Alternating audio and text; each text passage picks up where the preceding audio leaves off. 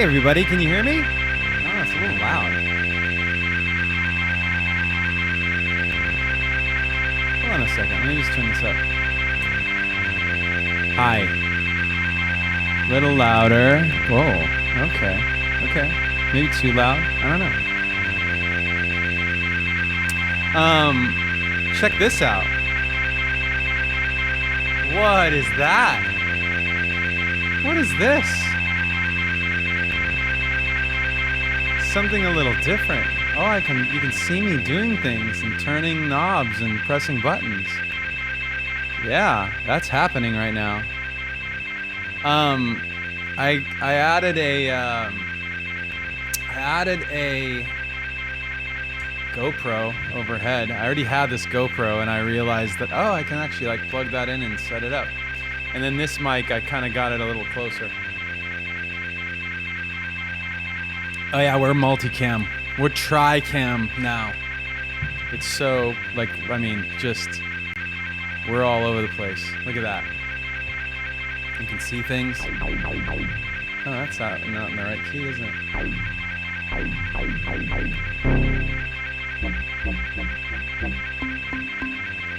Putting some samples down. Trying different things. Today is the, what is it, 10th anniversary of the release of 1,000 Suns. So that's exciting. Yeah, got some stuff going on with my hair, don't I? Yeah, so it's an anniversary. I didn't buy a new camera. For those who just showed up, I had a GoPro that I realized I could use. And yeah, I thought we'd do something fun. I know we've already done a 1,000 Suns style track, but let's do a different one. Let's do another one. Because the only way to get a good 1,000 Suns track is to do like 100 demos.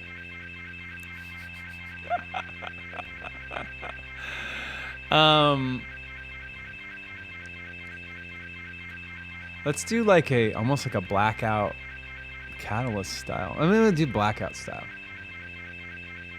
which on its own, by the way, on its own, it's the screamy, crazy vocal over it that makes it insane. So if you heard the track without that, it's actually kind of like a little lighter than you think. Yeah, but the other one we did like a few months ago was a Waiting for the End style, I think. So this one will be a little different. How was your weekend? Your weekend good? Chat's crazy today.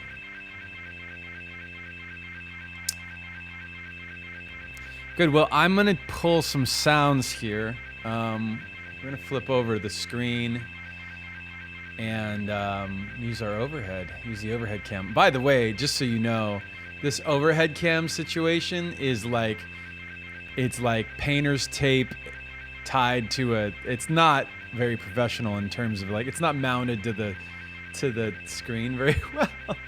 Like, it's like kind of falling apart. If it falls down at some point here, like, don't get mad at me. Or I should say, don't be surprised. Let me find some sounds though, because we need some sounds here. Let's see. We need like almost like a stick. I want like a little more digital sounding drums. Let's see these rim shots. Well, that's not bad.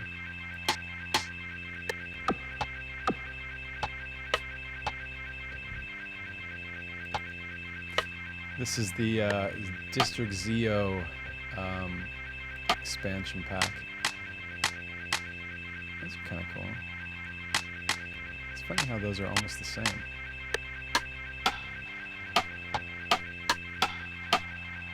That's almost the same too. Those are the same. Cheaters. Let's see.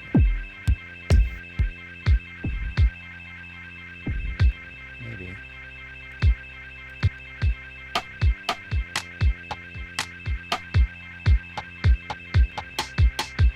I don't know if that's it.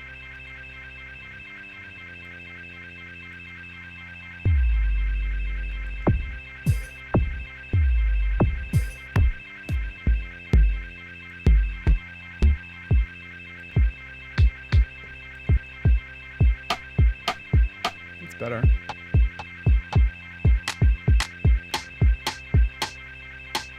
It's like late. It's got a little, there's a little bit of space between when you hit it and the actual sound. Let's shorten that up. Maybe a little shaker kind of sound or something. Not like a shaker, but like a, not a hi-hat.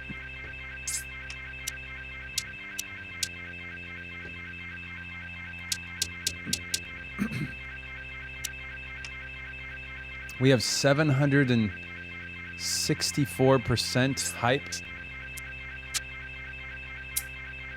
Okay, wait, hold on. You guys are subbing and following like crazy. Hold on.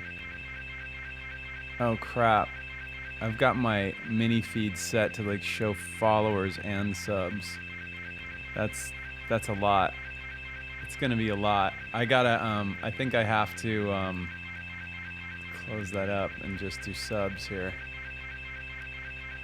Cause I wanted to see people who sub, but follows, there's a lot of follows. So probably not that. Who subbed? Let's see what we got here. Oh, let me just turn this, change this thing here.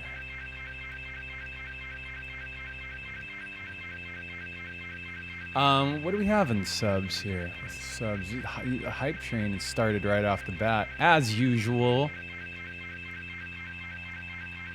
We're coming up on 83,000 followers on the channel.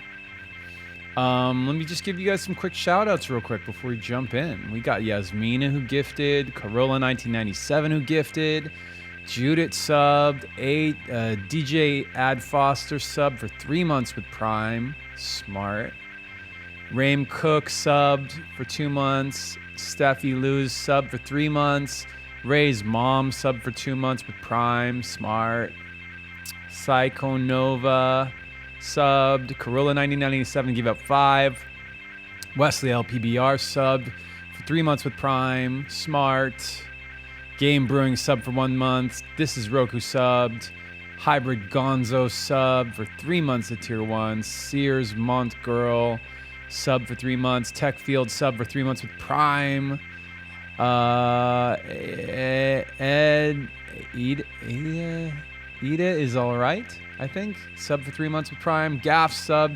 Corolla 1997 gifted. Raya gave out 20 Tier 1 subs. Thank you, Raya. Red King Sin sub for 2 months. Fran Kid sub for 3 months at Tier 1. Corolla gave out 15 subs. Big day for these two. Corolla 1997 and Raya, thank you. George Aberhart sub for 3 months with Prime, smart. Mark Myson Nuva 22. Kren gave out 5 subs. Horse Milk gave out 5 subs. LWOS Justin P sub for 3 months with Prime. Janae gave out a sub. Shay Gloom subbed. LP Buckeye gave out a sub. Codemancer subbed with Prime. Chips Choi subbed with Prime. I love that name. JLSG Music 05 subbed with Prime. Duffy Loner 64 subbed with 3 months with Prime. Dusty 2013 subbed. Oh no, gave out 2 subs. Lestat subbed for 1 month. Static Gorilla subbed with with Prime. Game Bruin sub for 1 month. Captain Hook, Capped Hook, sub for 2 months. Chromie Milk sub for 3 months. Under the Stars, Under the Stairs, Under the Stars, Under the Azters. Oh wow. Under UNDRTHEAZTRZ. What is that?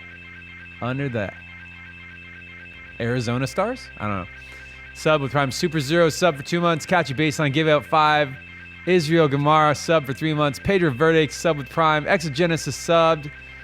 LP Buckeye gave out 5. Henda sub for 3 months. Dreadnought 3 sub for 2 months. Maniacal Munchkin sub for 3 months. Dilsanator sub for 3 months. Frosty54 sub for 2 months. Thank you guys so much for all that. We got some big gifts in the house today. Jesus. Thank you guys. Killing it. We've already crossed 83,000 followers. Well on our way to 100. Thank you guys. Let's jump back to the screen here and hope that my GoPro doesn't fall down. I was looking for a shaker. That maraca sounds good. I wanted to find something that's a shaker that almost sounds like a hat. Like these two are good. Kind of good. That's a cool sound.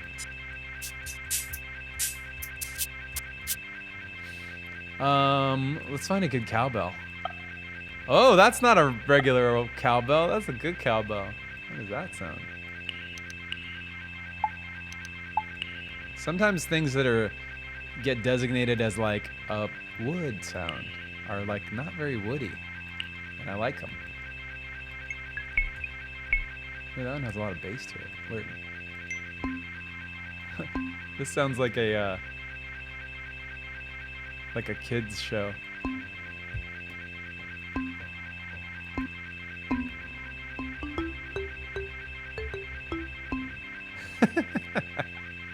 All right.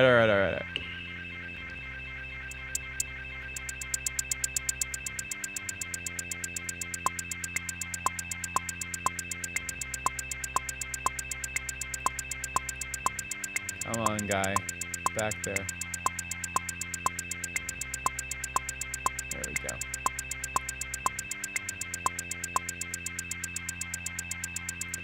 Double that. Where's our little...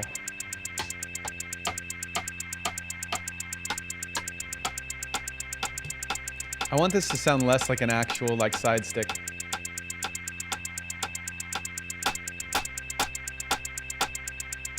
Let's see if we can edit it. Oh, check this out. So in here you can change the like the LFO is like, well, you can make it do what you want it to do. It's kind of, imagine it like a waveform on top of the waveform. It's like if this is the sound, this will... So it's freely, it says free sync. It's freely changing the pitch 52%. And I'm turning it down there. But if I set it to re-trigger,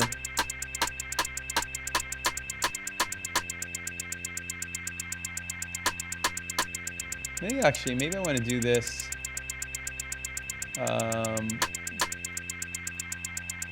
On the modulation envelope. Hang on, try this.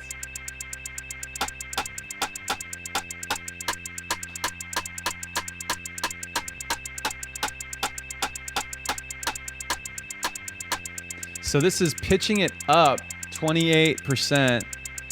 Every time I hit it, it starts higher pitch and it holds for a little bit and then it decays down.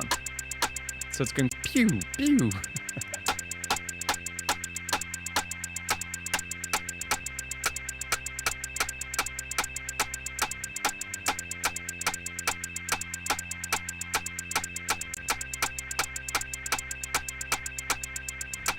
See what happens to that. And let's add a little like something else to it. Add a little. Got a new plugin here called Realm. What's that sound like? It's a huge reverb is what it is. Because it's called Room. Realm. Maybe dirt.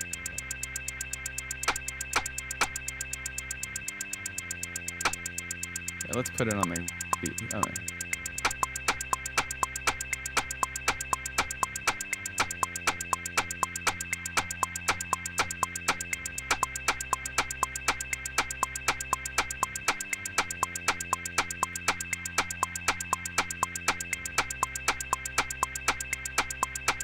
I wonder if that is cool to do.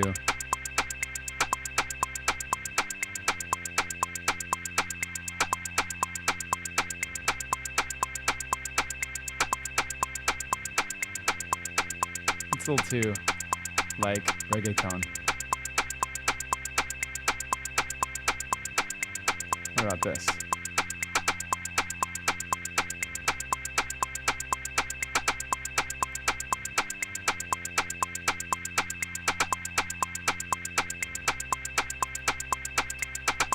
Let me take these guys, turn them down a lot. Try that.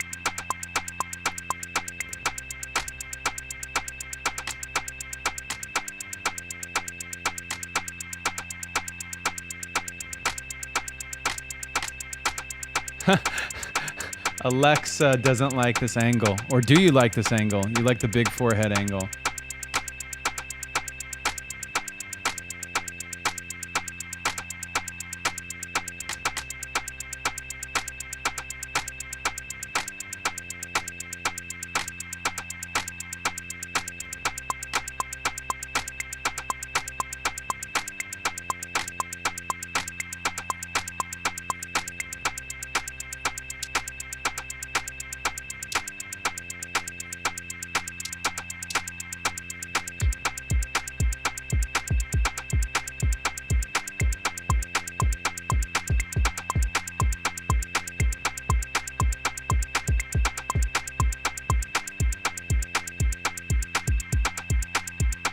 Okay, that's our vibe.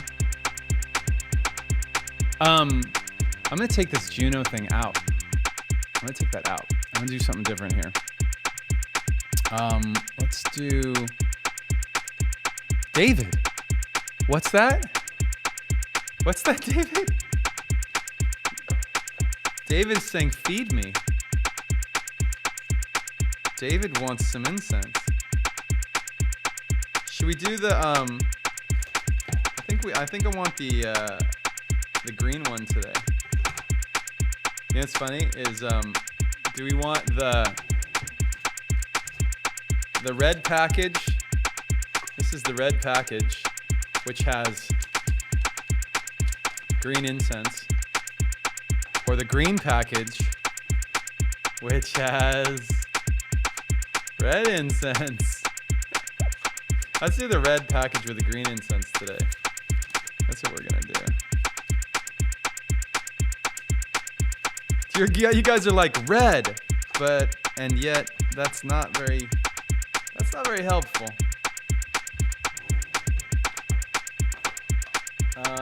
Where's my mattress?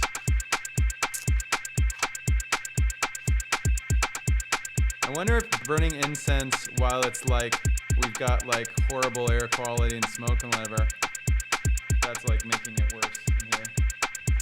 I don't think it. I feel like incense is not like. If incense is bad for me,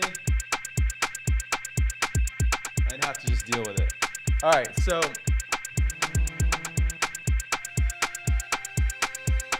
I'm running this this Juno through the tape echo. This is very ATS here.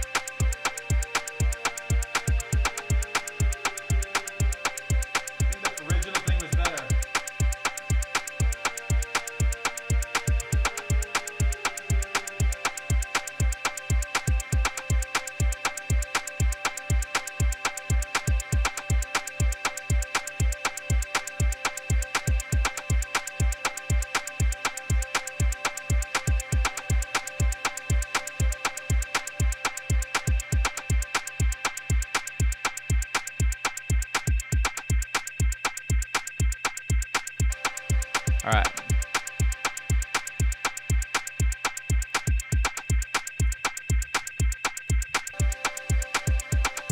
I think that's the best one. Best take right there.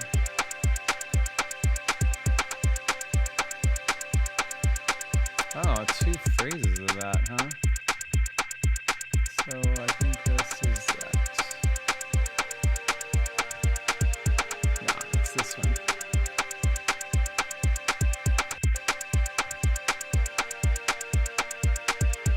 I'm going to color code this so I know that it's different than the other ones.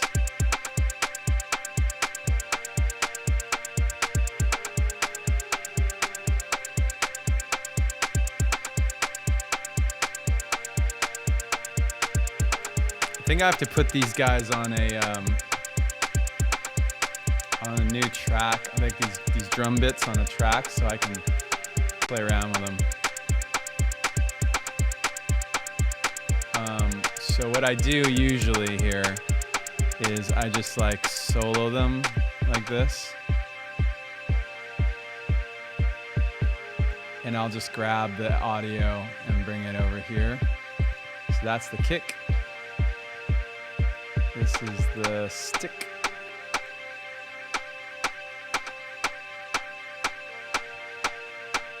Actually, let's just do it this way. So,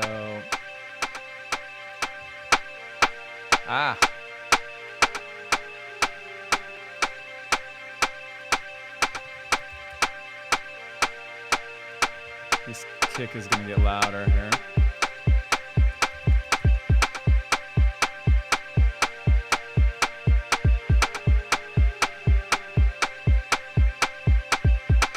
And this is the clap.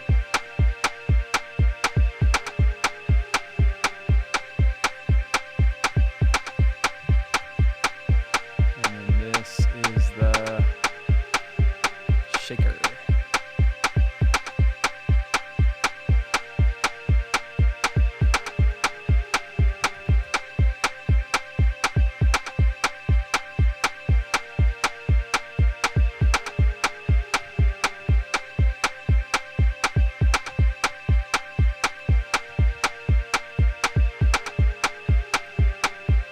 So I'm doing that because I want a little more control over this part. Let's see this guy. Remove that. I'm just going to go over here in case I want to make some more stuff later. And with these guys, let's change this color.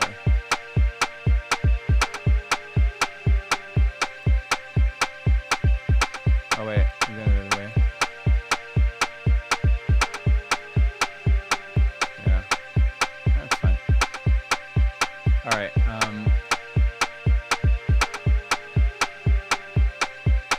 So we got a little Juno thing happening there. What if we go from the top? Oh, it's very ATS right there. Very ATS.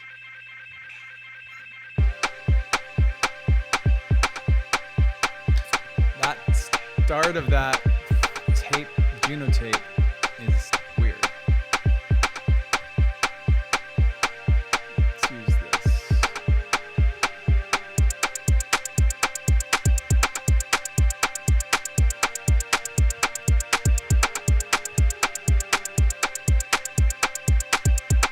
Let's check the top of it again here.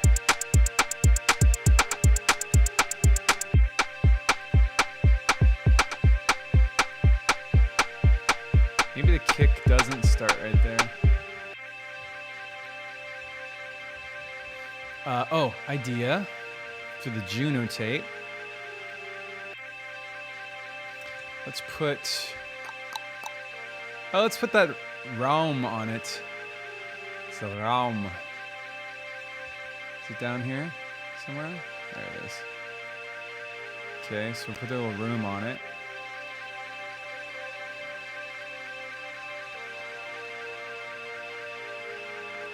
Huh.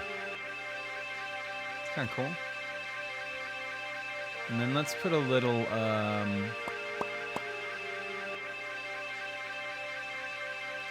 let's sidechain it so that when the kick starts happening, it smooshes it.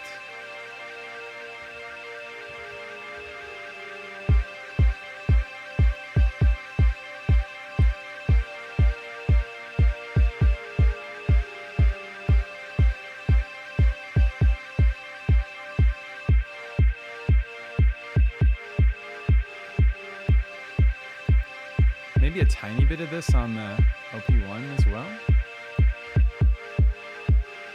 Less on the LP1 though. I like putting the reverb before the compressor with the sidechain, because if you do it the other way, putting the reverb after the sidechain, it de-emphasizes the sidechain basically, because the reverb will carry over in that spot where it dips. I don't want that. Okay. Let's try this. Let's try having the kick come in almost like an intro, and then the full beat will come in on 2 from the top.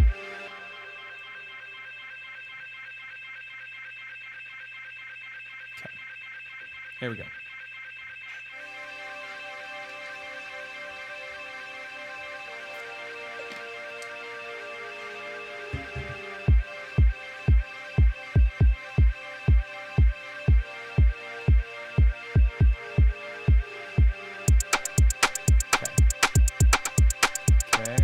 Shaker down, take the clap down, stick down.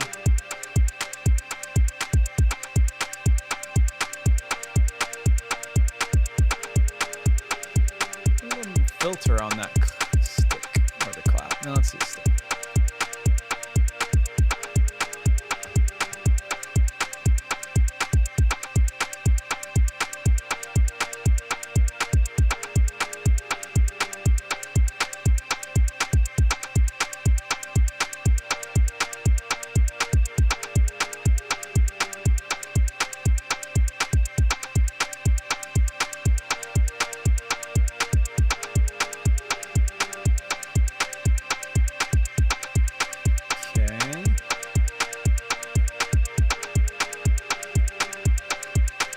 Now we're going to do a bass.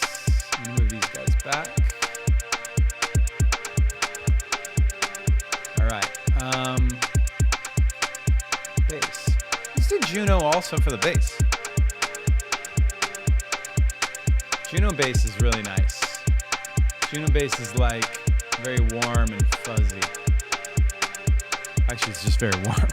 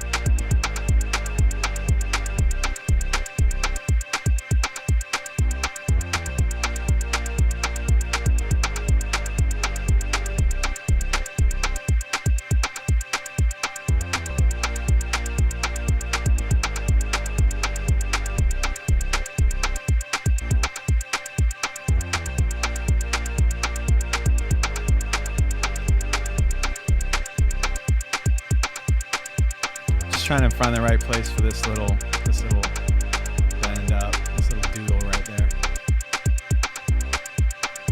It's better.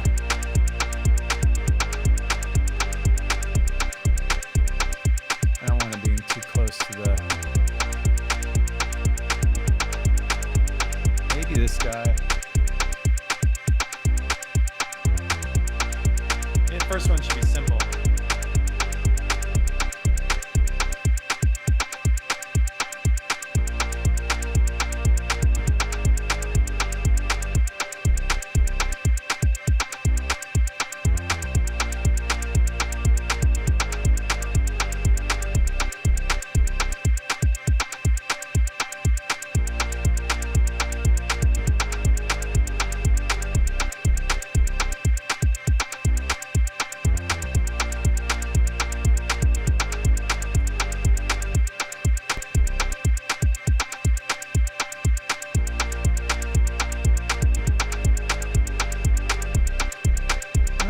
Better with it. Okay. New thing.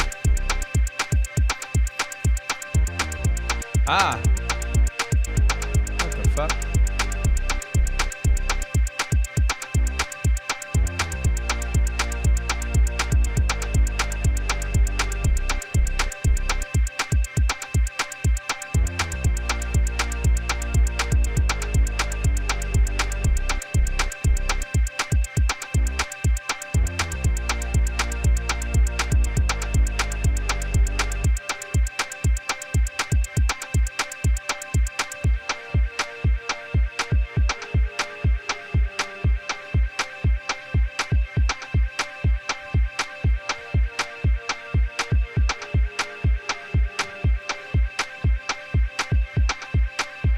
Flip up the beat real quick.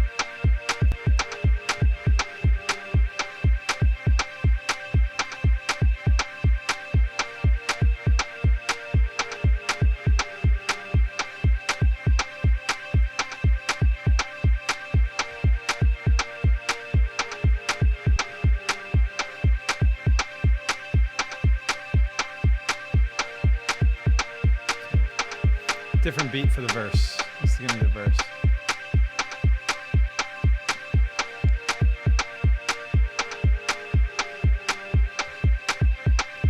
Way out here. Mute it.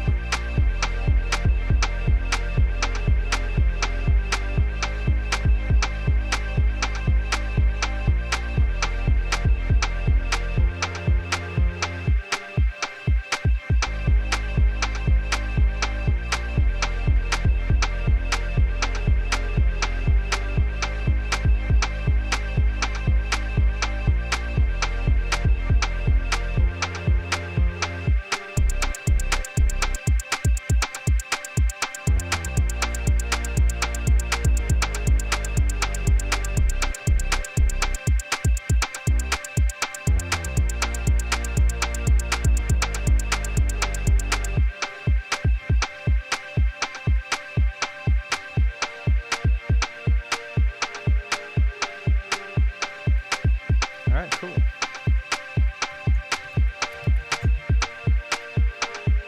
Let's put a little, let's make sure the OP1 tape doesn't get to be annoying over the course of this thing. So I'm gonna automate, filter. Let me get a filter. I feel like I always do filter. What's another thing?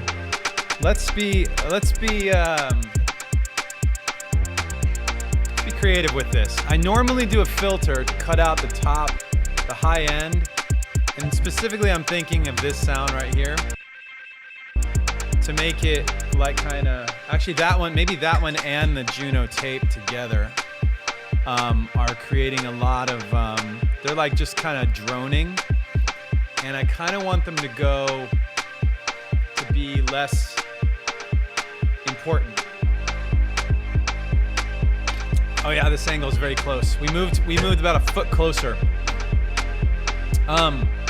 So I don't know. Let's see. I could try a chorus.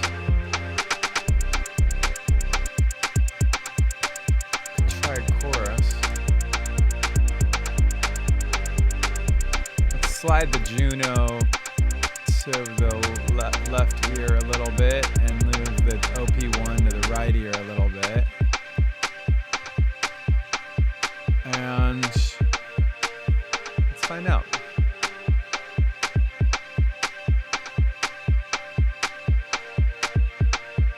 I could do, let me just try it. Let me see if I push it back in space. If I put it like a room on it and move it back, just like this.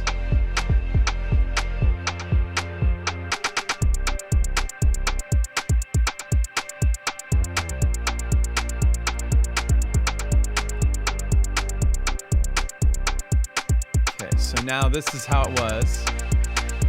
And then if I start to do this,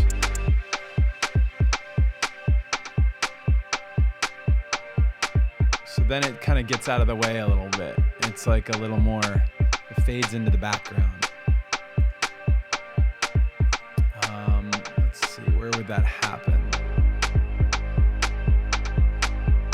So that's this line right here.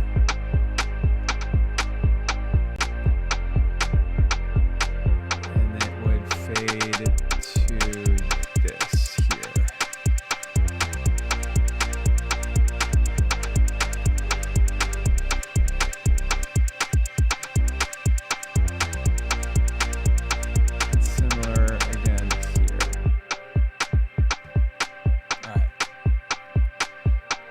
So now it's like faded into the background and muted a little bit.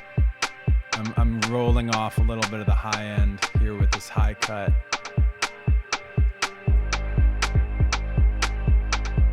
If I change this, if it's better.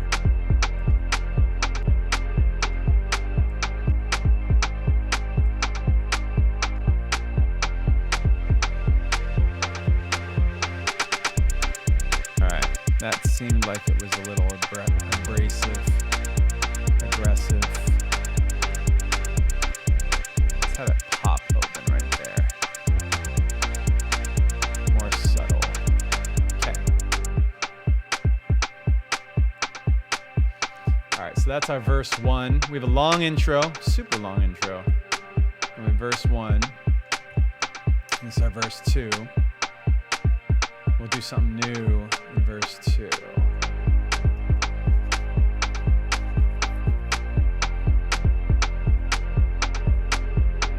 Let's put a new percussive element in verse 2.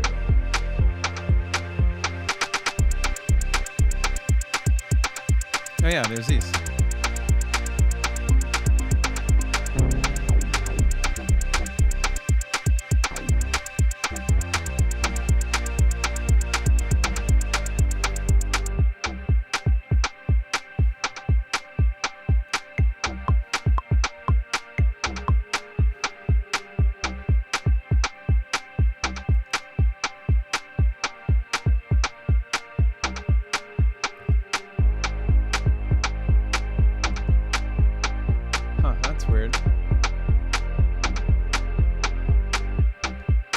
There it is. Okay, now it's on the right beat.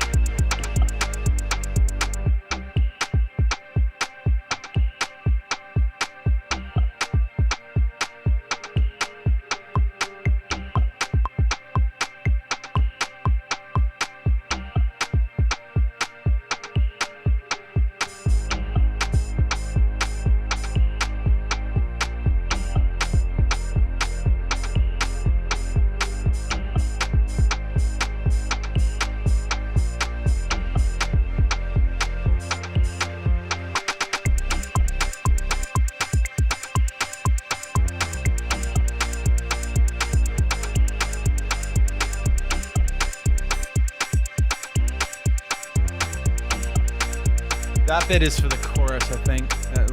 This little hi-hat, or open hi-hat sound. Let's try different.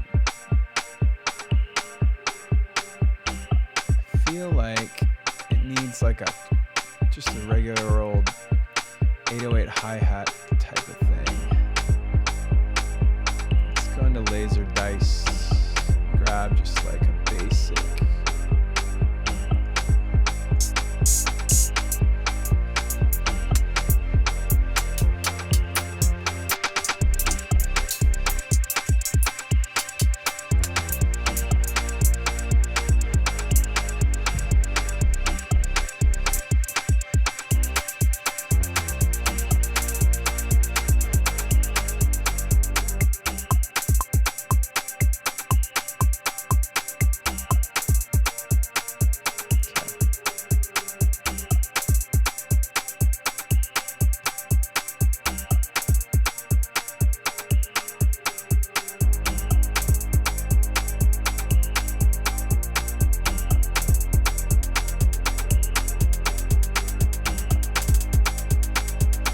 Switched it from regular mode to SP1200 mode, which is imitating an old SP1200 sampler, and those were like, I think they were 12-bit samplers, maybe they were 8-bit. They must have been 12-bit, and when you change the pitch and stuff, it actually reacts completely differently than like a sampler of what we're used to today. Like pitching it up to, this is what it sounds like if you use standard mode. If you use 1200, it got really was an entirely different texture. It's kind of nice though on that. All right, I'm gonna do that. So I'm gonna put these on their own tracks. What is that? 4 new tracks. 1, 2, 3, 4. And so again, I'm just gonna take just the hi-hat. Boom.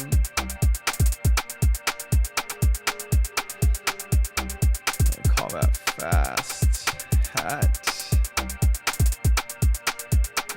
This one is gonna be open hat.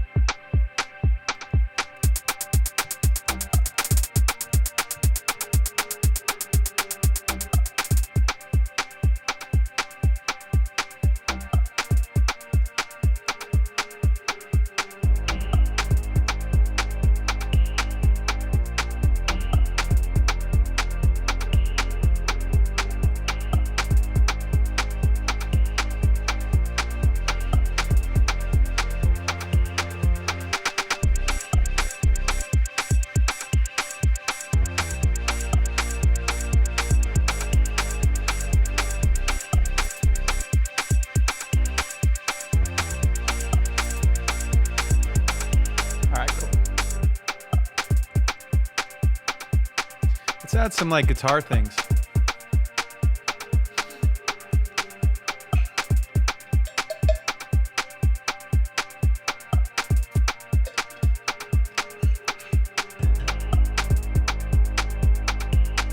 Different chords in the chorus? But what about the ones that I did? You don't like those? Let me try it. I wonder if those would...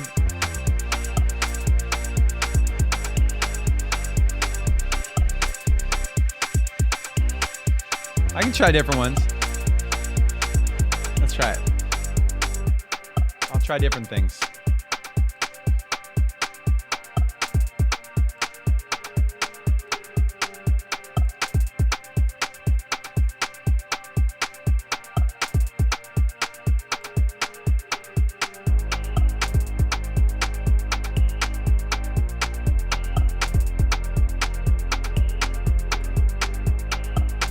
What about this? Why don't we run a keyboard through the guitar stuff instead of a guitar?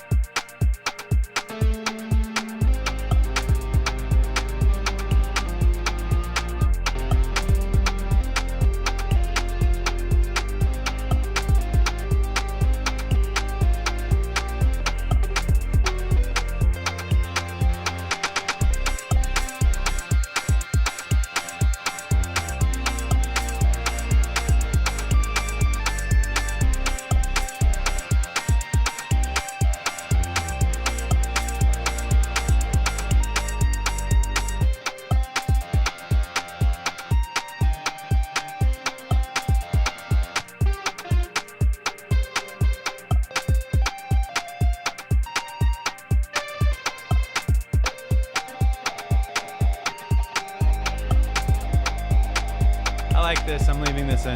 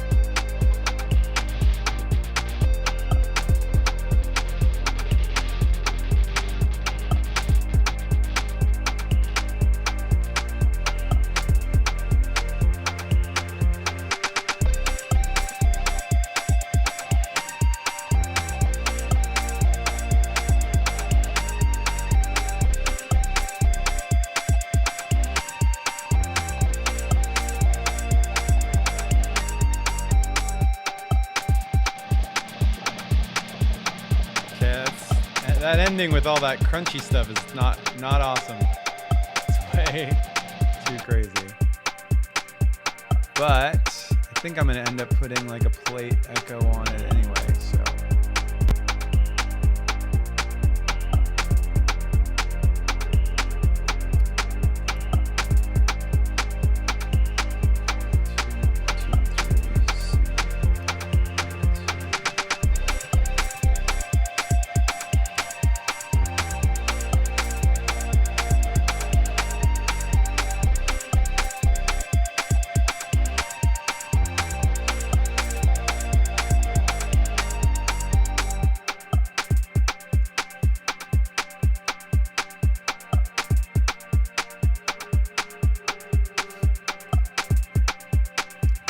I like those chords with that. I don't know about you.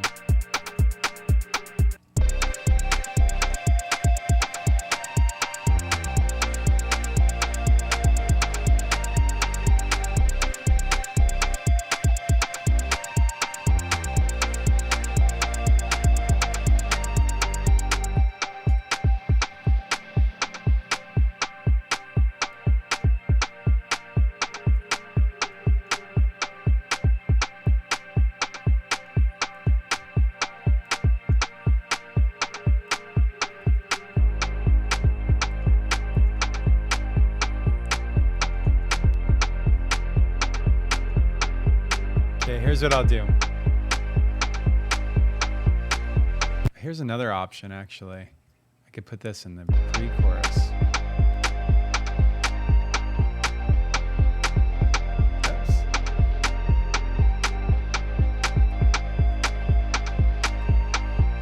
And then I can mute these chords in the chorus. And try a new chorus here. All right. Sorry, screen. Got to run an ad. Non-subs. I'll see you in 60 seconds. Let's check out our new chords here.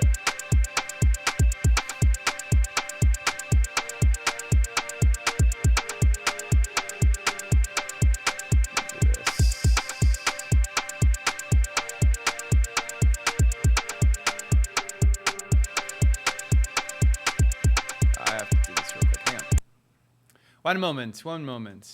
Delete those. Move them to here. Okay.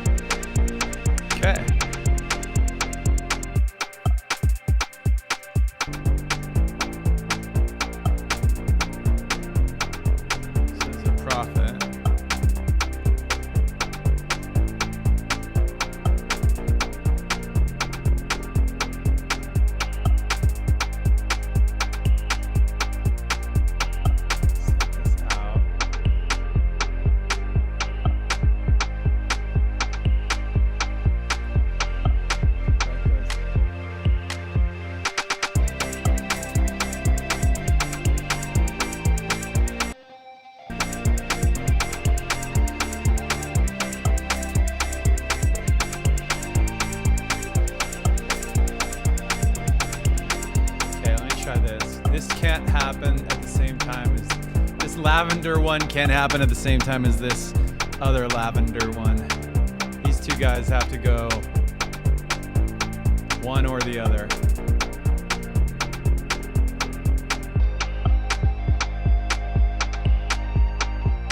That sounds good together.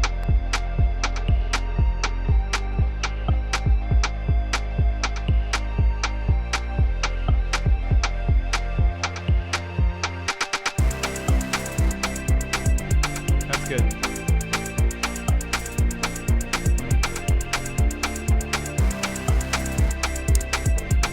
Let's use the, I want to use the, okay, hang on. Let's put the stabs in here.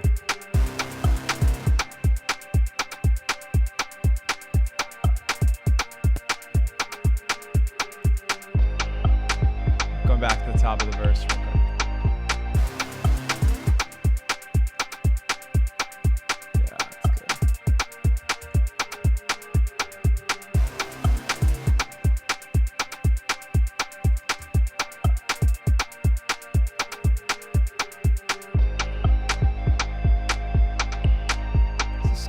It isn't coming late. Everything late? Come on.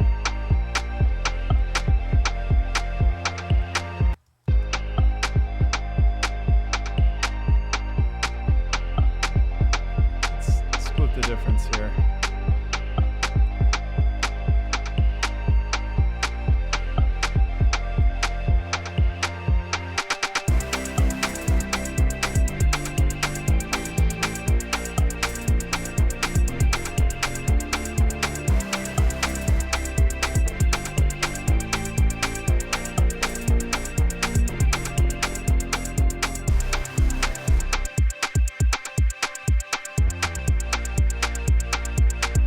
So that's just like an intro now. That bit is just something to dance to. I don't know.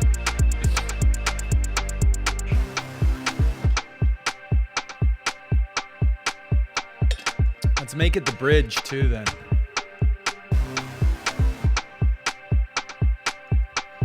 So that intro is also going to be the bridge, and then we'll go back to another chorus, and then, oops, I didn't mean to do that. So we'll do that. Oh, let's do a pre-chorus and a chorus. So I haven't labeled any of these parts, but maybe I'll label them right now. So this one will be called, that first one to start, this is intro, this can go away. This is actually intro, which is the bridge. This one is builds up a little more. Oh, Control R, okay. Can I do this? Control R, PC, chorus, verse 2, PC2, chorus 2, bridge, PC3, and then a chorus here. Chorus 3.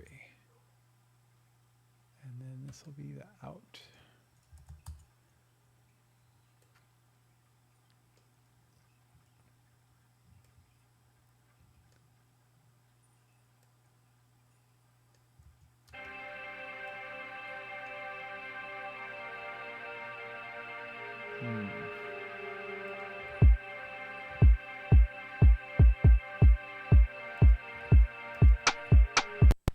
So when it leaves this, no.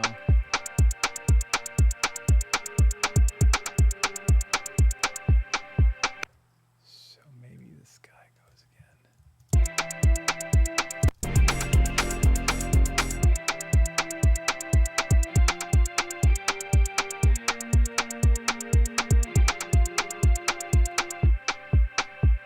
Oh. This was wrong.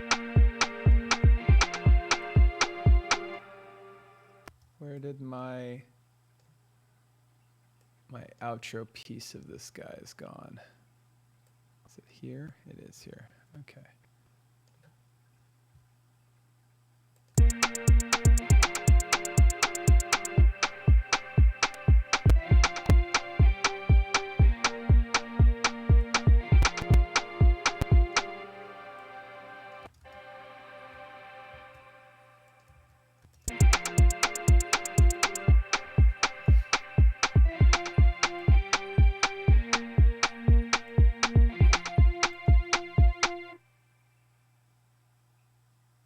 That's the end. Right there. All right. Let's listen from the top. The song's almost 4 minutes long. And here's our vibe.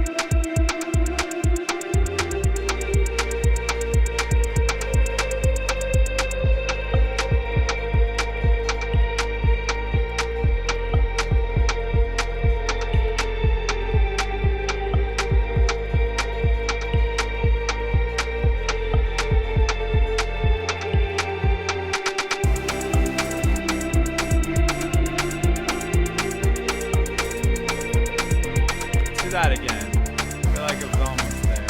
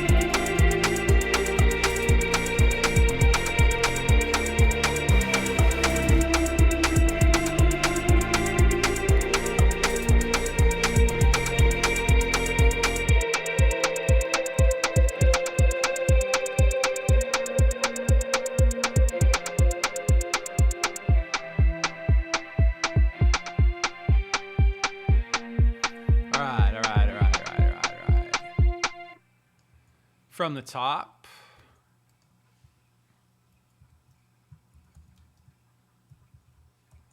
Okay. I want to do that. From the top, from the top.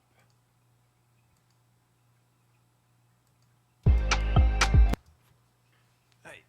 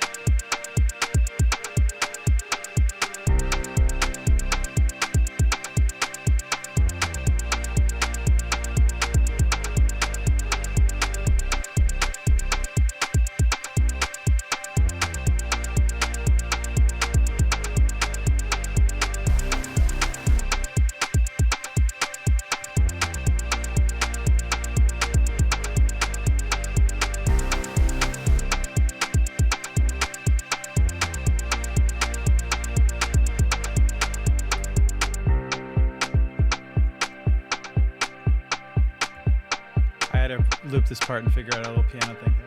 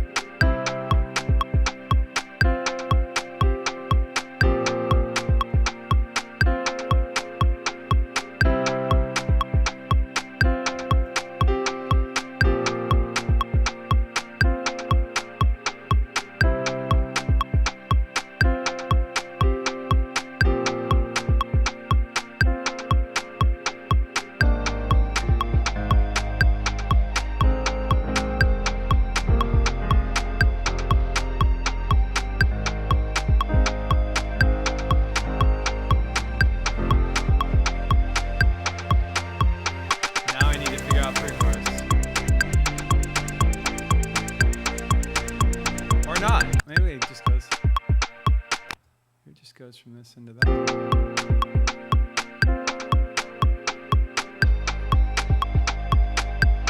No piano.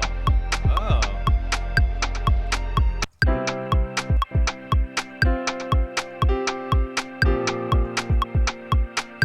And then what's the chorus?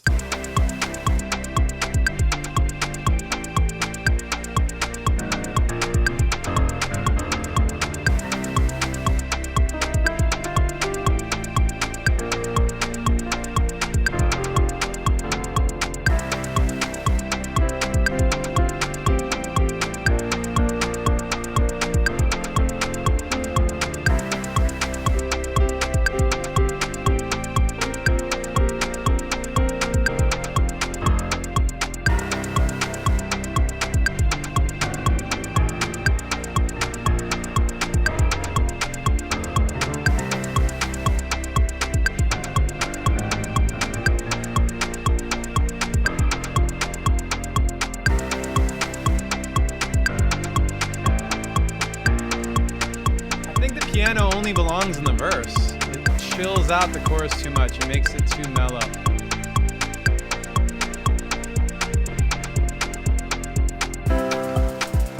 It's also too loud.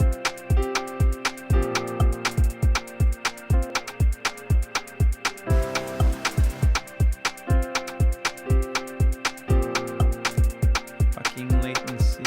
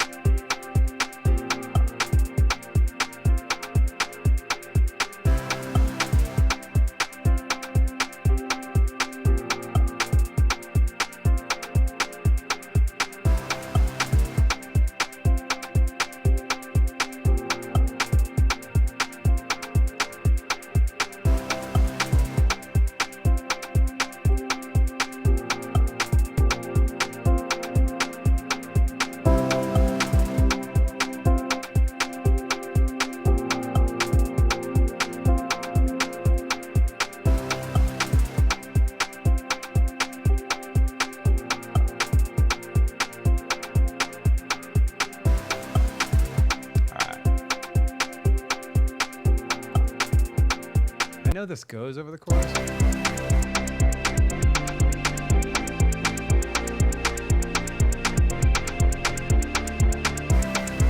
Now that I've made it sound less like a piano, it's better.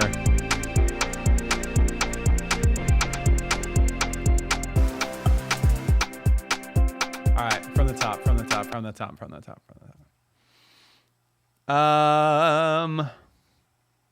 Hi, chat. Hi, chat. How are you? Piano in the bridge, you say? Piano in the bridge, you say?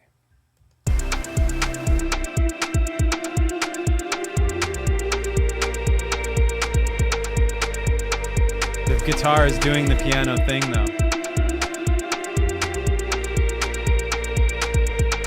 Actually, let's double this bridge.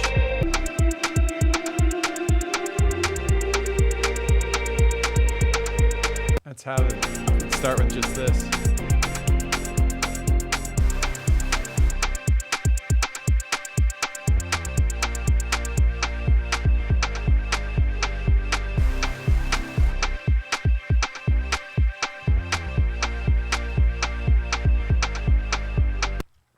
Idea, maybe.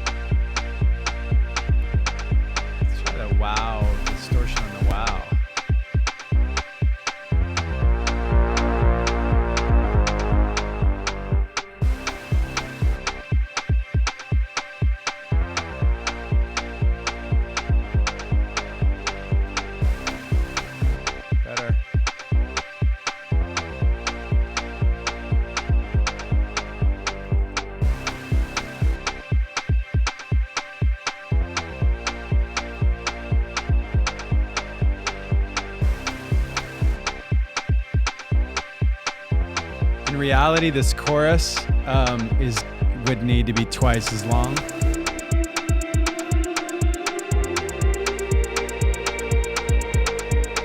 But whoa, Stroop! You guys are talking about Stroop waffles in the chorus in the chat, dude.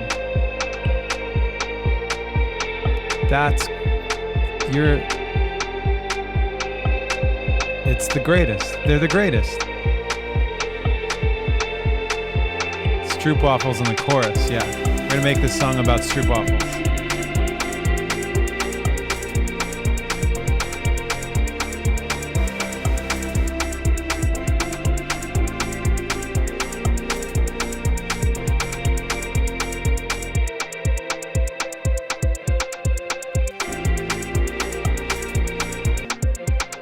How do I make this? Hold on. There it is. There it is. All right, we'll just do a double chorus there at the end. Okay, fine.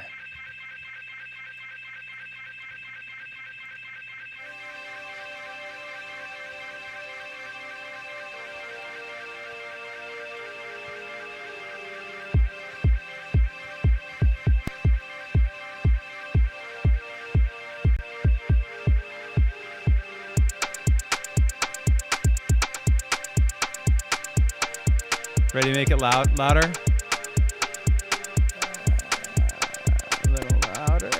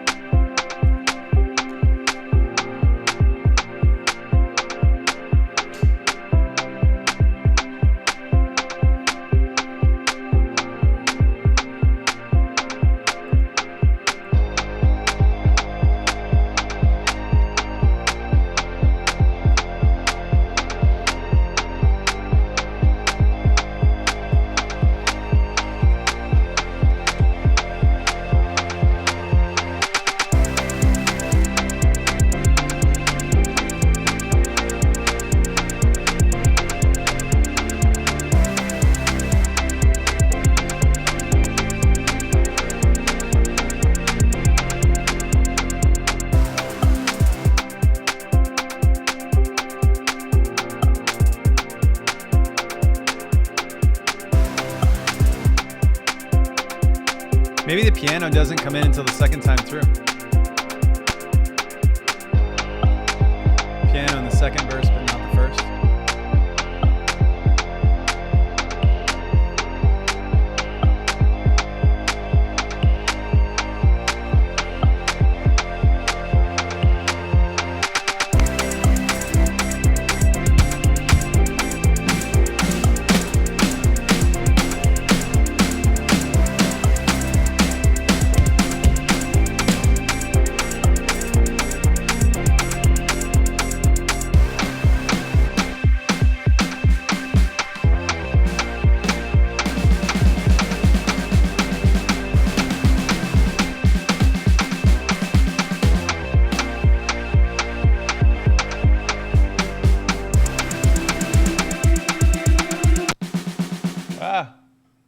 What happened?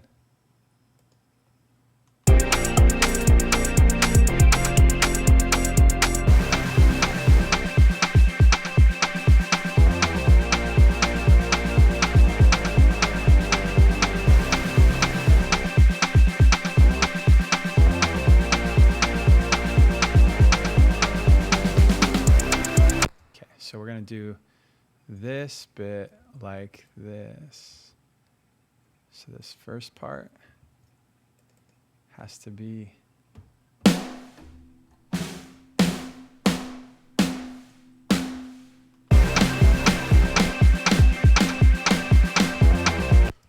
that. And then, so why did all of these guys disappear? They shouldn't disappear.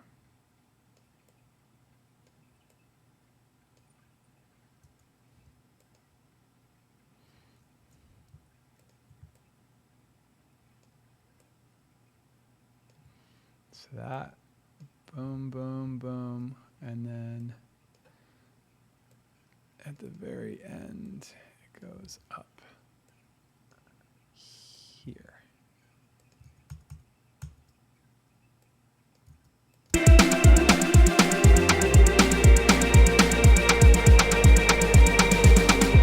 Why are some of these not loud? Guys, for real? I pressed Control J first of all. Second of all, this one, and this one, and this one, and this one, and this one need to be loud. And this can come up and there.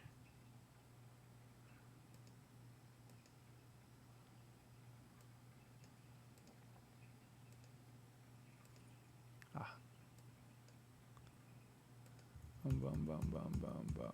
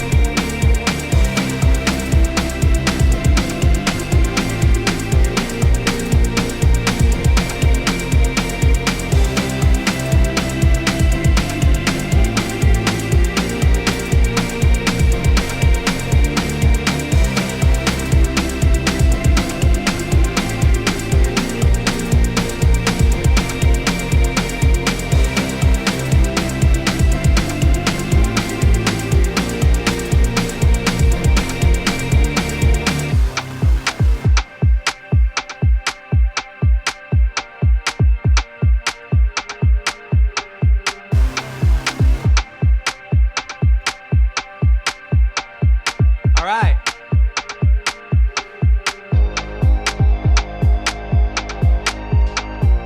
I think that is what I wanted to do to this song.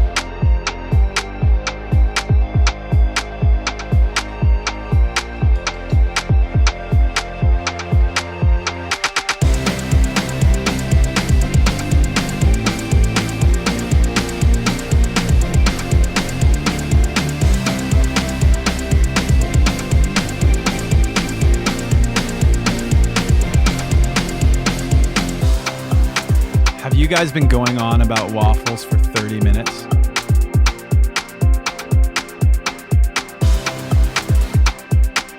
For 30 plus minutes? No. Yes. Longer.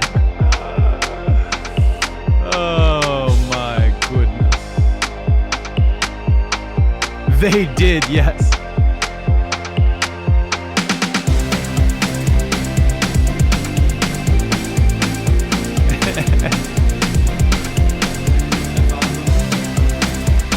Ridiculous.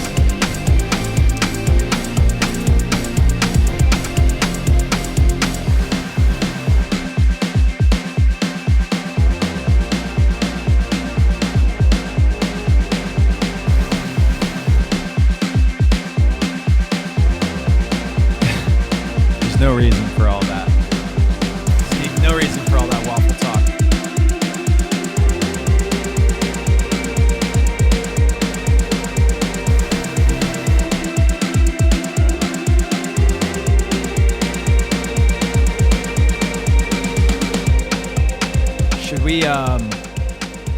Should we do, we're gonna need to go to commercial. We're gonna need to do some ads in about a minute, or about 3 minutes. We can do them now. And then we can do some questions or something. Do we think? I'm shiny today. Why am I so shiny? Shiny.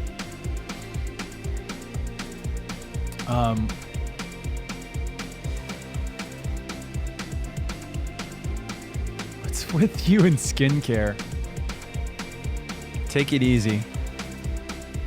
Take it easy on your skincare questions.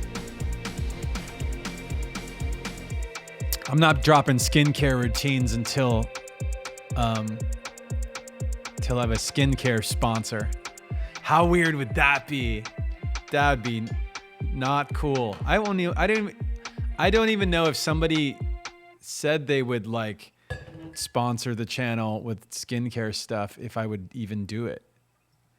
That'd be so weird. Super weird.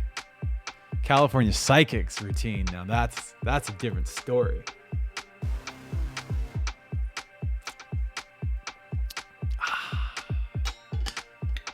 I've almost drank 2 cups of coffee. Sponsored by the Trail Mix. Yes, I would absolutely do a Trail Mix sponsorship if it was as good as the super basic trail mix that I actually do eat.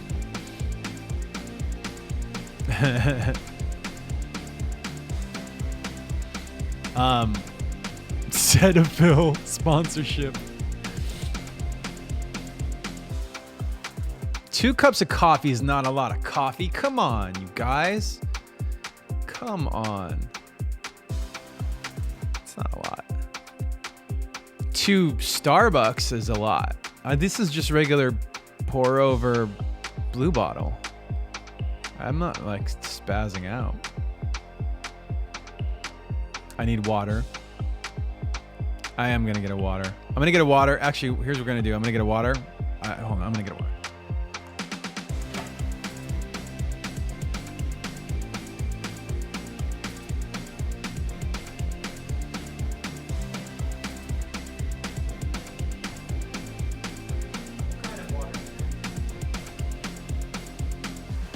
I know what kind of water. Today we're gonna do a little baby coconut water. It's a little baby. It's a little baby one. Little baby ones are hard to open. I'm gonna run an ad real quick. Actually, we're gonna run an ad and thank you subs. Where did we leave off? Where did we leave off? Colonel Creep?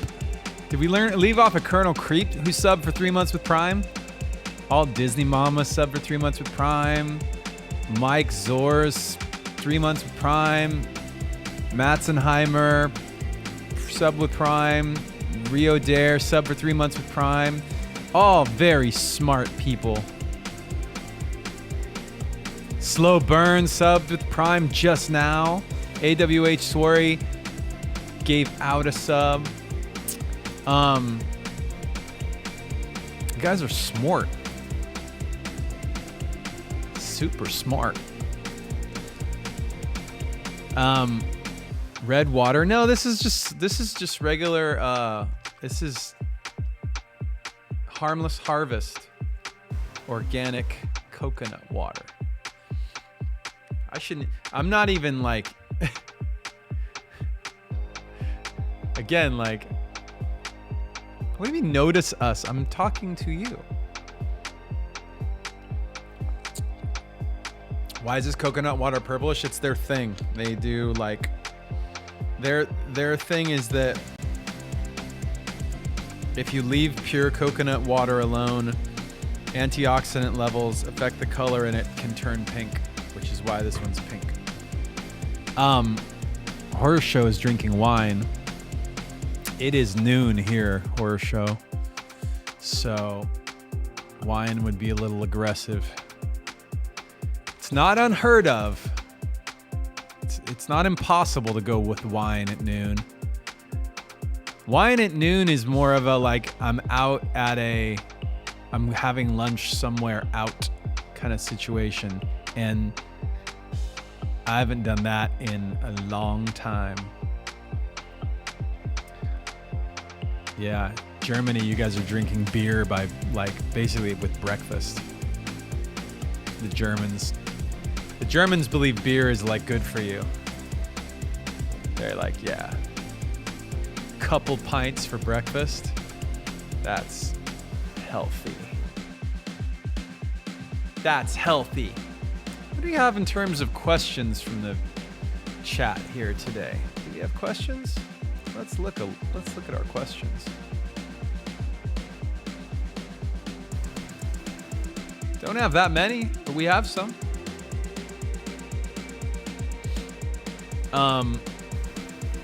Tell you what I'm gonna do. I'm gonna drop the question price down to 900 points. It was 1,000. It's now 900. Hold on one second. Ask a question. Just gotta get this. 900.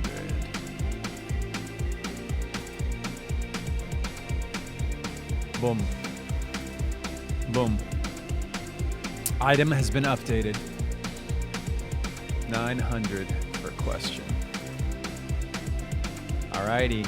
Now we're doing it. All right, let's look at some of these questions. Yeah,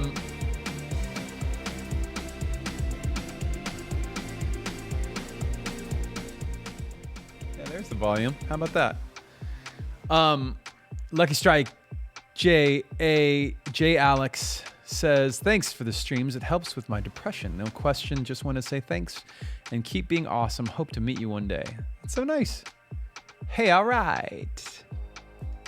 Lucky Strike J Alex. Sagata Fran says, hey Mike, I'm a fan since Hybrid Theory. I kindly ask you for a shout out in Espanol to Lily from Argentina, aka Crow Rose on Twitch. She adores you and everything you do makes her happy. Crow Rose. Hi Lily. And hi Sagata Fran. Thank you guys very much for being here with us. LP Kazuku says, hey Mike, could you do a special shout out to LP's sister Charmaine for her 40th birthday on the 15th, which is tomorrow. Her love for LP is so deep. Her son's name is Chester. Aw. He's a big fan too. Please say hi to him. Charmaine. Susie and Carmadal wanted also to let us know that on the 18th, it's Milo the Wombat's 7th birthday. How long do wombats live? 7th birthday. What's a wombat's life expectancy? Forever. Yeah. Thank you. Raya has the correct answer. Thank you for figuring that out for me. Yeah. Forever is the answer.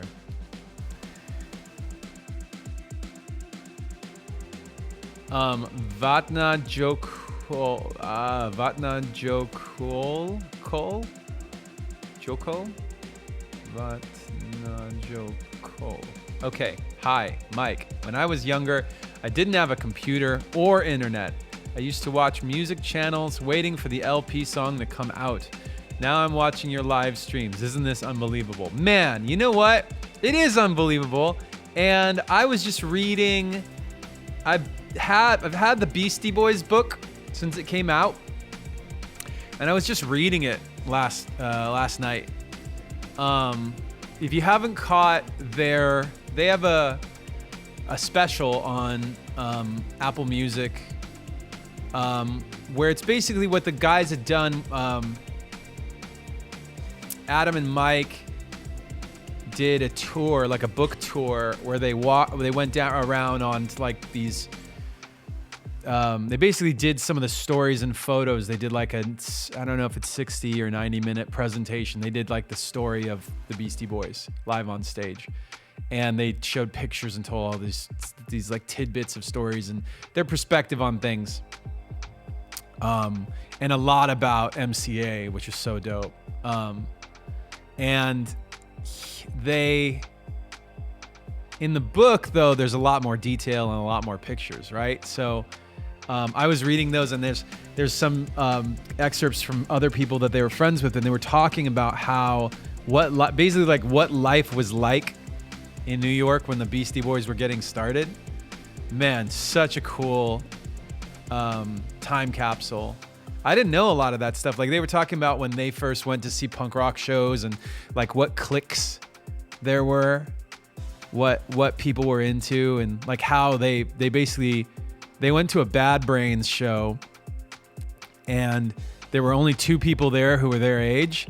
There was one guy who was like 4 years older and way too cool, and he was like, it was Adam and Mike, and they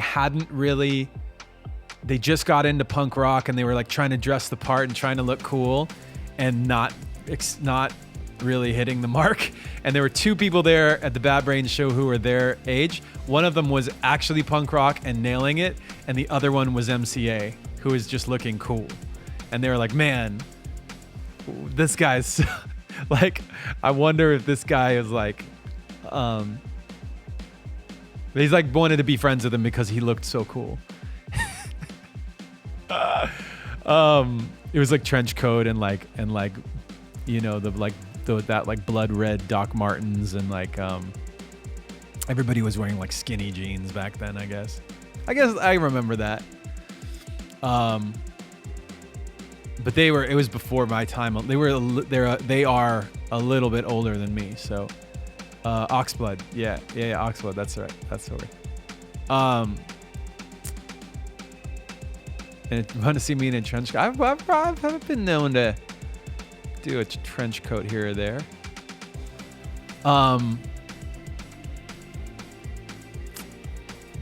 What else?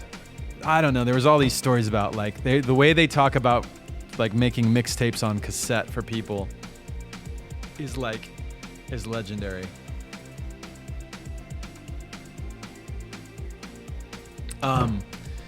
Let's see. More questions. Let's do some more questions. Maybe some of them about 1,000 Suns. Hey, Mike, today is my 30th birthday. Yes. I've been a fan since I was 10. I also write songs. When you write songs, is this based off what you feel at the time or choosing a topic? J Castle Music 1490. It could be either. It could be anything. I mean, things will catch my ear in terms of like little musical things that I'll make to write something around, or a concept I want to write about.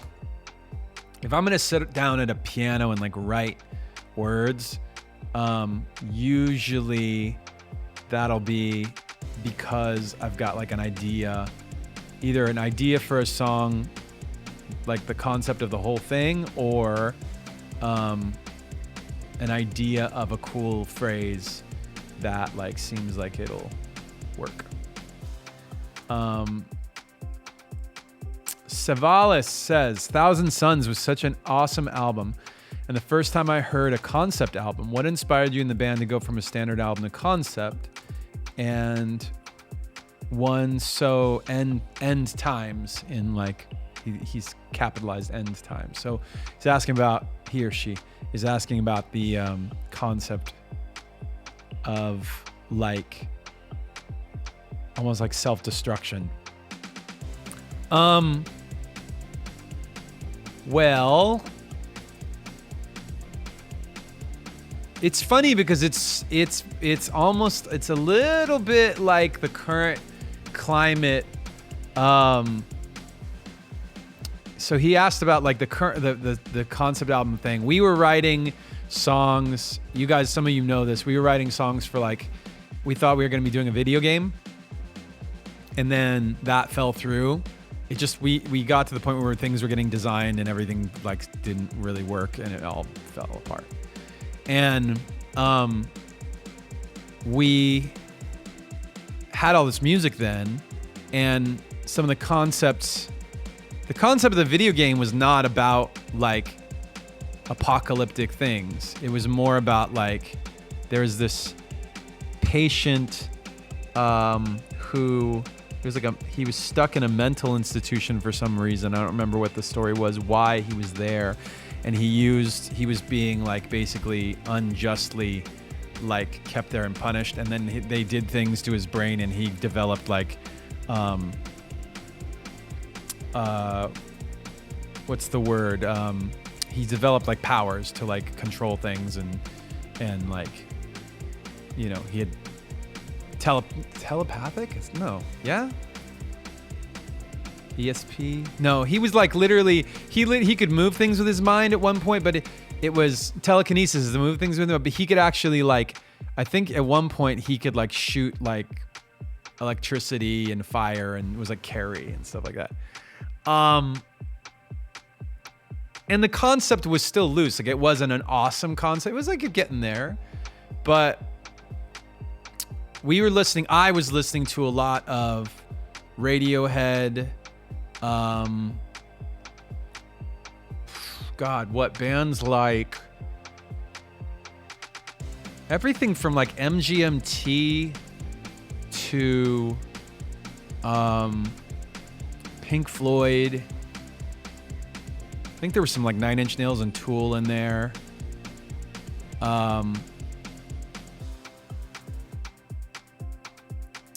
We did a bunch of remixes. We did some remix things too with other people that influenced that were based on some of the things I was listening to at the time.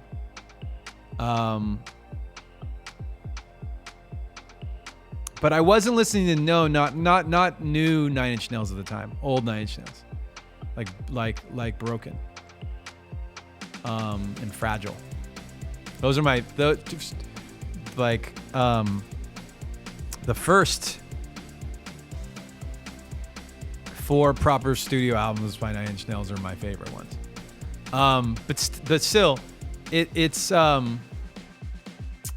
you know.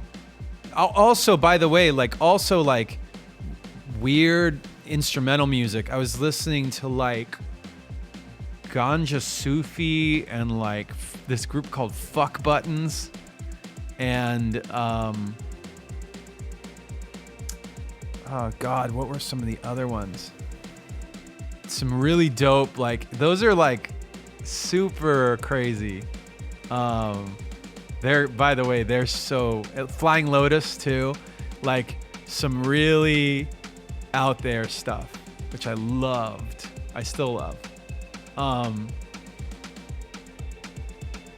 Yeah, no, there's Fuck Buttons is great. What was the song? There's an album or a few songs I was way into.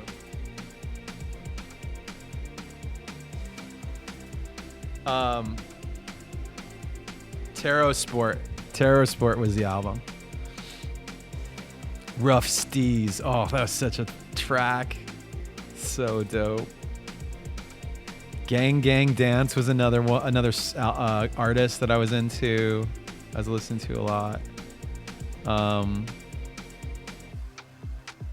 What other stuff is in there? Lucky for you, I keep a lot of playlists, but I don't know that I put them all in. Oh, and there was another band with fuck in their name. Holy Fuck was another band. I was eventually, I don't know if it was at that time or a little bit earlier. O+S.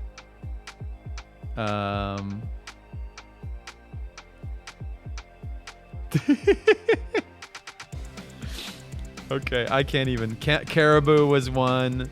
What was that at the time? Peter, Bjorn, and John, Naked and Famous. So yeah, I was listening to a lot of wild stuff, and those influenced. What are these bands? Exactly, that's what I was way into. Those songs, those tracks are awesome. Some of those tracks are super duper sick.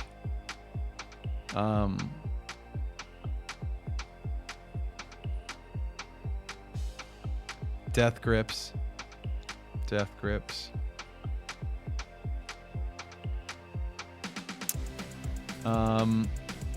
Anyway, so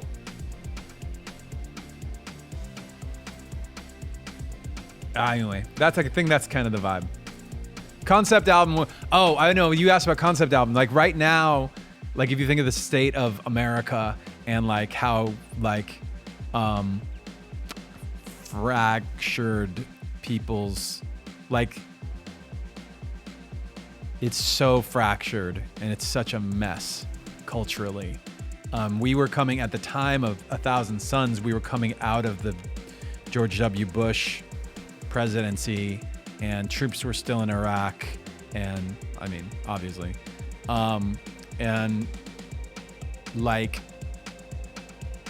the idea that we're all just gonna blow each other up was very top of mind,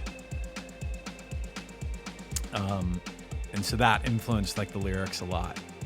That's why we used the Oppenheimer quote and the feeling of like the Savio quotes about the machine and being like, you know, pieces of the machine, like all that stuff was very I was ambitious. I mean, some people thought it was too ambitious. I mean, or too like some people thought it was too ambitious. Some people thought it was like we were in over our heads, which is fair. That's fine. But you know, we were making what we felt was like, that's what we were really feeling at the time. So yeah, that was kind of the reason for the concept album thing. Kinzizi asked a question I can't answer. I don't know what the answer would be. Dear Mike, what's the dumbest thing you've done? When I was 6 years old, I laid face down on my dad's desk chair and made my 4-year-old brother push me down the stairs because I thought it'd be like a roller coaster. LOL. Oh, ZZ, that is not a smart thing to do. Ever do anything like that?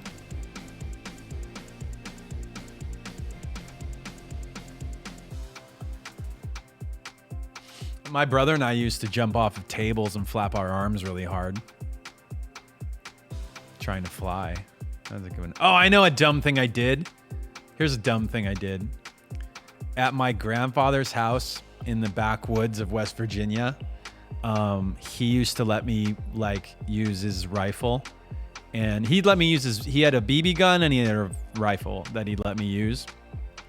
And I didn't, there was very little like training. It's like, I wasn't like a 7-year-old. I was like, I don't know, 11. I don't know. Maybe 10, 11, 12. And he was like, he showed me like, here's how you shoot it. Here's how you load it. Here's how you shoot it. It was a single shot, like, what is that called? Bolt action, old rifle, hunting rifle. And they lived, you got to keep in mind too, like you're making America jokes, but they lived in the middle of nowhere. Like they had mountain lions and wolves, and they had animals that would, come and kill somebody, right? So like you couldn't live out in the middle of nowhere in the hills of West Virginia without having some kind of weapon. You'd be an idiot. And he had a farm too, so they grew tobacco. At one point they had like pigs and chickens and things, but when we started to visit them, or when I was visiting them when I was little, they didn't have any of that anymore. But he did have his rifles, and he showed me how to use it, and it was just like you put like a can up on put some cans up on a fence, like in a TV show from like the black and white movies or something. I don't know where you watch this shit. But he showed me how to shoot the cans off the fence and whatever. And so I thought I knew what I was doing.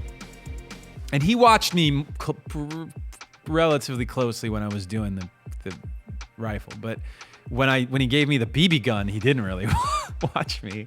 And I was walking around on the farm at like near dinner time with the BB gun, and there was a rock with a huge spider on it, and I was like, oh, I'm gonna shoot that spider. So I pumped the BB gun up and I shot the rock with the spider like an idiot, because the spider was like this big.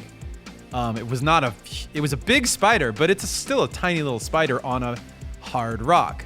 So what happens when you shoot a BB at a rock? Like, the rock's not gonna break. The BB is gonna bounce somewhere, and it hit me right in the leg. It hit me right in the shin. It hurt so fucking bad, you guys. I was like, my eyes were watering. I was like, oh my God, like I hope it didn't go into my skin. And thank God it didn't. Like it broke the skin. I was bleeding, but it didn't like go in. And I was like, I think it actually hit me on the bone. Like it hit me on the shin. So you can imagine how bad that hurt. And I heard like that my mom and my grandma like calling me in for supper. No, actually they would have said that was dinner. Supper was like in the afternoon. They were calling me in for dinner, and I went in and I had to pretend that it never happened. Like I would never ever admit to them that I did that, because they would have never let me live. Like my mom would have been like, oh my God, like, are you okay or whatever. But the rest of them would have just been like, oh my God, you're such an idiot. I was like trying not to limp as I'm like walking in for dinner. They're like, hey, did you have fun out there? I'm like, mm-hmm.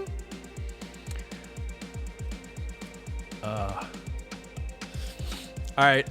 Let's see. Let's find another question. Tess Chap says, hey, Mike, thanks for the streams. The only thing keeping me sane during this craziness. You've inspired me to finally make music, but I'm struggling with imposter syndrome. Any tips? Sure. Start doing, it's okay to copy, especially if you're just getting started making music. I'd say it's totally okay to copy stuff and like learn how to make it, like learn how to do things that your favorite artists do, and be, critical of it and figure out what works and doesn't work.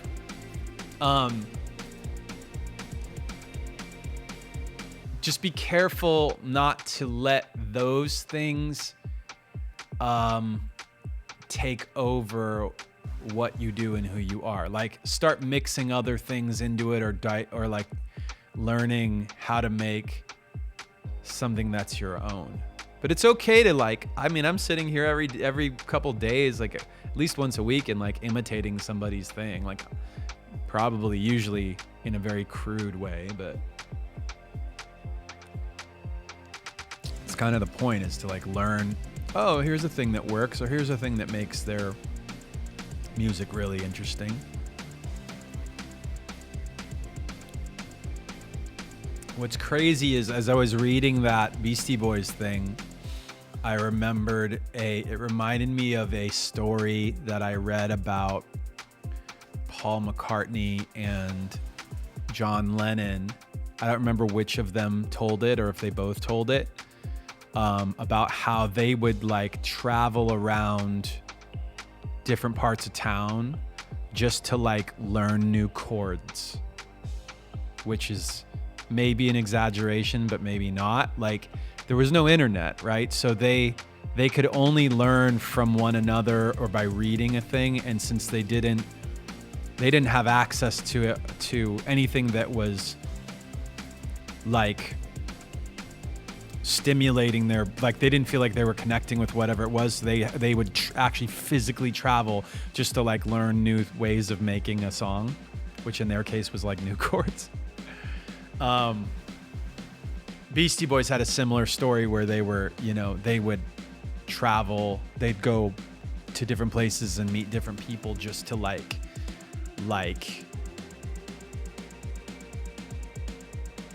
learn how to use a piece of gear, or like buy a thing. Like, what was the one example? They literally just like didn't know anybody who knew how to record anything. And the cassette 4-track, which like that thing that I have over the blue one over there, this guy, that had like just come out in like 88 or 87 or whatever it was. I don't think that specific one, but that idea. Because before that, it was like these big old tapes, and you had to be like an actual engineer to like, they were the ones with the big wheels that spun. Yeah, to actually know how to use those. Yeah. Anyway, all that to say, we have it good. You can just go on YouTube and look shit up. Lewis from LP Association, who submitted his question as Lebronius Jameson, says, "Hey Mike, hope you're well. Looking back, which track was the most challenging to make on 1,000 Suns? To this day, one of my all-time favorite records. Thanks, Lewis." Let me look at track list. Let me think about this.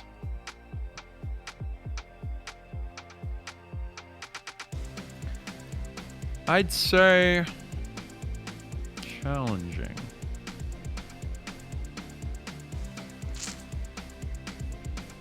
The Catalyst came surprisingly easy. Came easily. That one was like, oh wow, it's like that's a song. Like, that's really defining part of the record.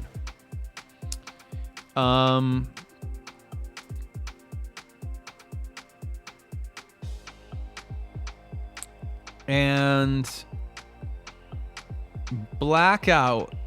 I think Blackout was tough, and When They Come For Me, like tough in a really good way though. Blackout and When They Come For Me were probably two that eluded us a little bit. Waiting for the End had its issues too. Mostly with Waiting for the End, I just knew that it was good, and I was intimidated by diving into it because I didn't want to screw it up. I remember having the beat and most of the sounds and like rapping over that, which became the bridge. And like I kept waiting for certain things, something to pop up that I could stick in the song and jump off of that point. And then Chester brought in the Waiting for the End vocal line. And then I was like, yo, that's the song. But it wasn't like that wasn't pulling our hair out trying to get it right. That was more like just like really being patient for the right pieces to come together. Blackout was tricky. The hardest part about Blackout is the vocal was the vocal on the song Blackout was like a scat vocal that sounded like what the vocal sounds like now. Shout out to the Raiders. What's up, Raiders? Talking about it's the 10-year anniversary of our album 1,000 Suns. So the question was which song was really hard to make. And there's this track on there that's Blackout was hard because, so here's what we were doing at the time. Like, we're still doing a lot of songs where the lead vocal was a scat lead vocal. So it was zim, zim, zim, zim, with no words. A lot of da, da, da, na, na, na. And the original vocal I kept pushing Chester to get weirder and weirder. And we would both do this, but like it was easy for me.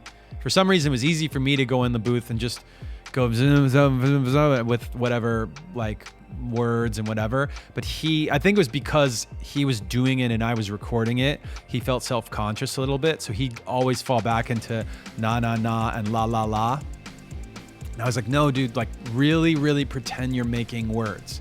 So we tried to do the screaming thing with that. And that's he really had to let loose. And once he got there, he did that whole song the way you hear it. He did. Imagine somebody just singing that song gibberish. And then when it was time to make it into lyrics, it always felt like you were going from something so dope and so purely, so visceral. Every time we tried to write words to it, it got too, like, logical, and we wanted it to be illogical. So then we started just listening to the gibberish and saying what words sound like those words. And that's why the lyrics on that song are so fucking weird. They're super weird. Because that's just what the grunts and gibberish sounded like to us. Just trying to make sense of the gibberish. That's a writing technique that Rick Rubin has used with everyone from Chili Peppers to Neil Young and Tom Petty. He wasn't the pioneer of that thing. He was the one who taught us how to do it. So I'm now passing it on to you. This is a gem that has come from generations of musicians. You can go zibba jibba dibba dibba dabba dooba doo, and then listen back to that and see what words that sounds like.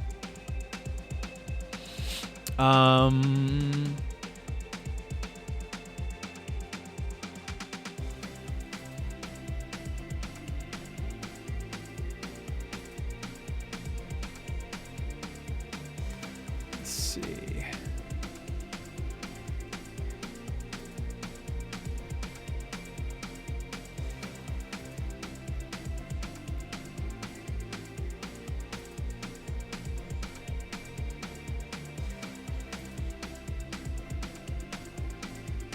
Okay, I'm going to answer this question even though it's... so just a reminder, this question came from Joseph Karusik, and they sent me to their whispers to ask the question. Just FYI, if you're going to ask a question, it has to fit in the box. The 2 lines of the question submission. I don't want to have to go to everybody's whispers to answer it or to look at the question. The question is, you often said you don't know how to play One Step Closer or Faint. I don't know what that is. I've never said that. We would understand if you drop old songs. There's huge LP catalog.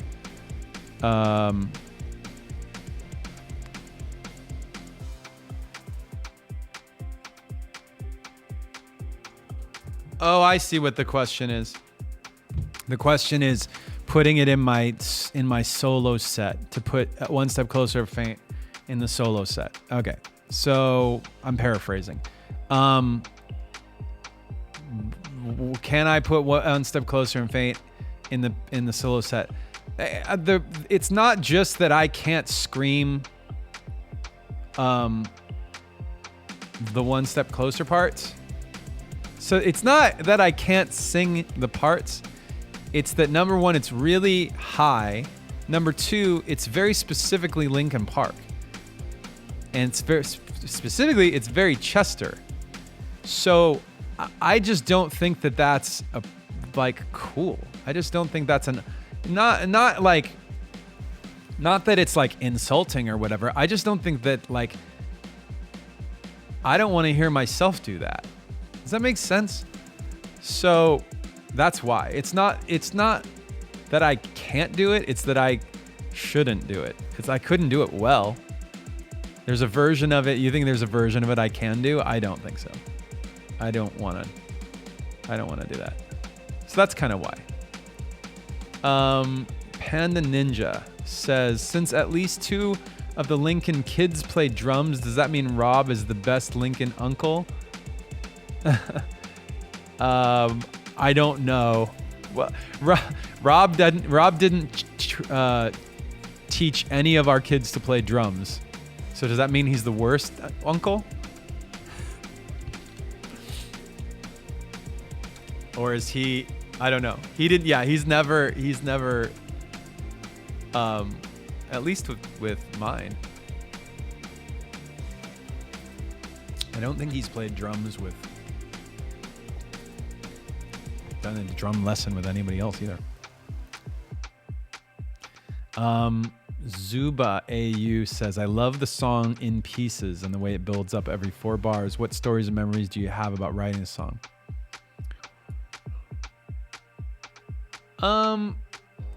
That one, I think Chester did most of the vocals. Most of the vocals in that? Maybe I did more melody and he did more lyrics. I'm not sure. That one, my gut says that one was more of a Chester vocal song and more of I did more of the music. And I think Brad did something on that one. I don't remember what he did on that one. But yeah, it was very Chester-centric vocal. I think. I'm not sure. Now I have to look at the lyrics. Should I look them up? I'm gonna look them up.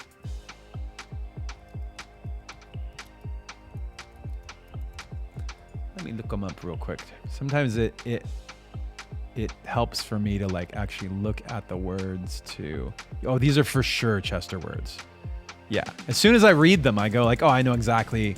I know where he was at, what he was talking about.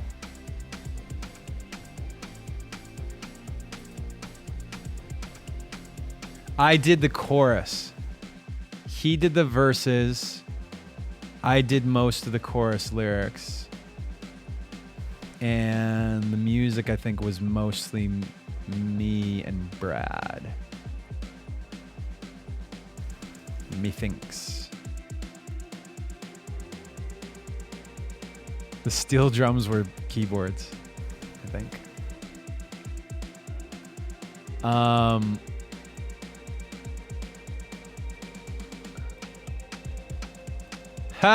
Wonder Woman Lulu says, you shocked us with owning an older iPad. Do you own an Atari too? No, really. How often do you upgrade? I used to upgrade everything often. And the reason I slowed down is because I thought it's wasteful. And because the companies making the products, don't make big changes anymore. They make big changes less often. So the difference between iPad 1 and 2 was, to me, pretty minimal. And as long as the actual software doesn't start getting,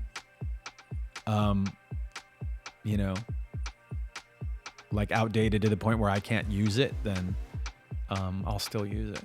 But in the case of for those of you that watch my iPad drawing sessions, I was starting to have problems. The actual iPad was giving me problems, and I deleted a bunch of stuff. I've got a third of the storage space on the device is empty, is open. I've restarted it. I've done the whole. And I know that program, that Procreate, used to not do that. It actually got better recently. I think there was an update and they fixed maybe some of the bugginess. But it did make me realize, like, oh, I should probably just update the iPad now at this point. The new iPad Pencil, Apple Pencil, is kind of awesome anyway. And my keyboard, one thing's like, for example, one of the things that like you guys, know is like they're doing planned obsoletes. It's planned obsolete, which they got hit with a class action lawsuit over, by the way. And of course they did, right? And nobody's gonna make anything. That's gonna go nowhere. They're gonna have to pay a little bit of money to a class action lawsuit. It's not gonna hurt Apple at all. The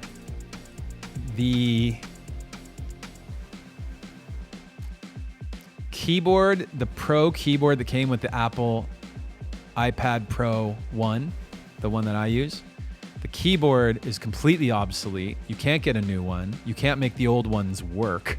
So I had this keyboard that I love the keyboard and iPad Pro combo, and it died. And there's nothing you can do about it. So that was another one of the things that I was like, inspired me to upgrade. Let's take it easy in the chat. This is not a place for the gossiping. Thanks. I see what's going on there. It's okay. I'm not. I just want to keep things. A lot of people come to the chat and come to the whole thing, and we try and keep it, try and keep it good vibes here. Let's look at another question. Oh, I did Lulu's question.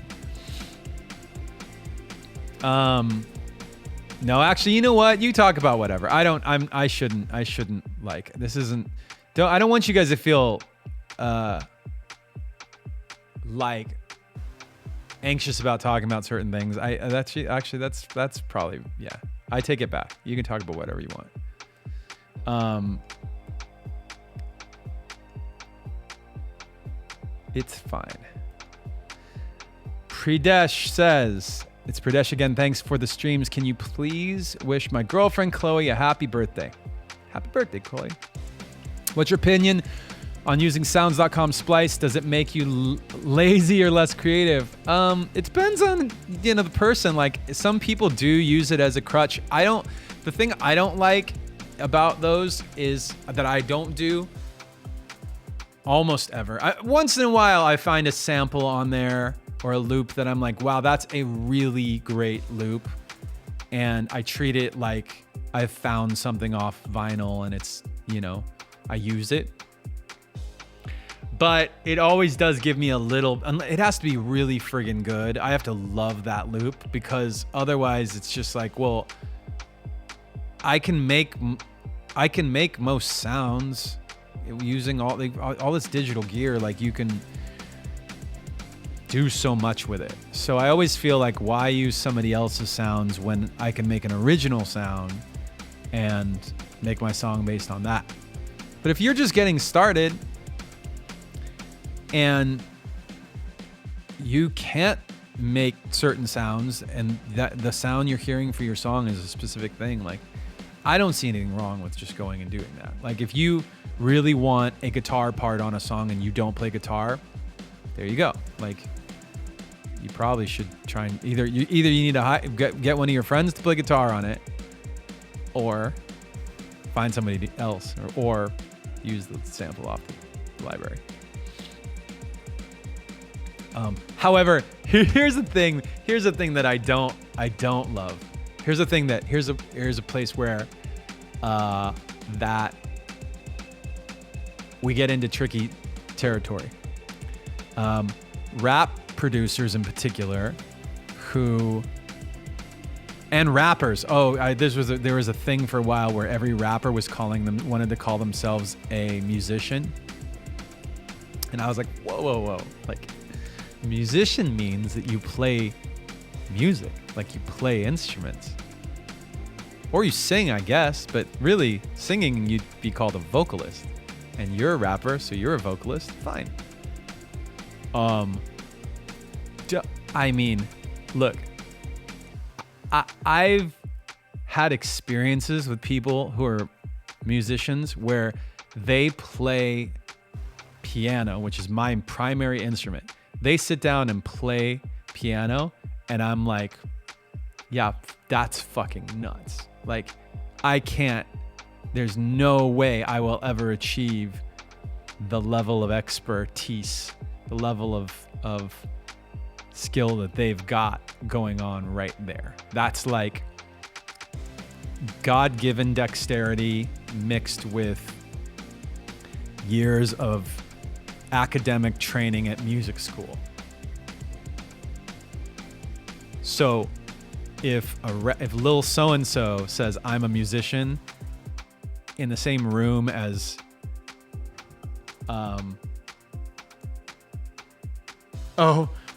Dan Wilson is an example, or who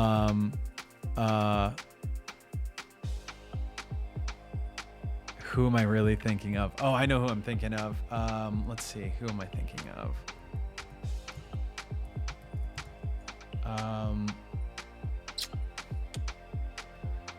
God.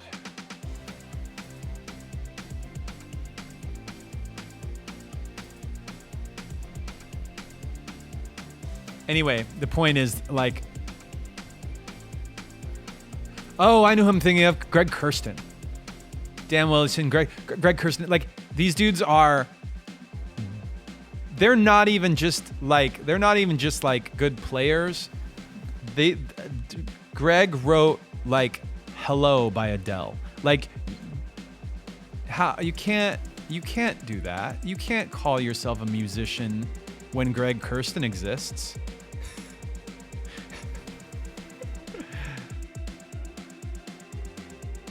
Come on, give me a fucking break. So that's the point. It's like, just, you know, it's like, it's not a marketing exercise. You're gonna like insult yourself. You're gonna embarrass yourself.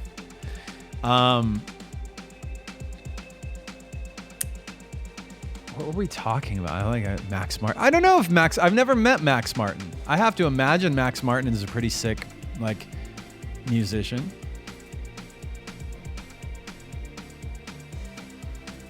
Julia Michaels is incredible. Yeah. Chris Martin, incredible. Kanye is actually a musician. Kanye is like, he physically plays music. He makes music. David Foster makes music. You know what I'm saying? Like, it's nice if you jump on Fruity Loops and you put some beats together. You grab some loops off of, you know, Splice, and you layer them. Like, an 11-year-old can do the same thing in GarageBand. And by the way, like, a teenager who's been doing it since 11 and putting them together and has now like a sense of like their stuff and whatever, like of their sound.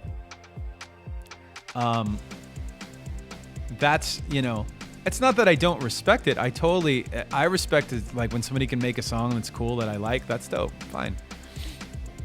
But I also hope that they are cognizant enough about the fact that, like, musicians exist. And by the way, also engineers exist, and producers exist, and mixers exist, and like, you can't, you gotta, you know, yeah. I think that we've beaten the dead horse. Omni Panda says, what is something you would want to change in the music industry? You are one of the most wonderful people I've met. Thanks for the streams. Welcome. What I want to change? I think I'd like to see a little more, I'd like to see a little more confidence in expressive artists. You know what it feels to me like right now? Like, I feel like at the time of 1,000 Suns, since it's ATS's 10th birthday,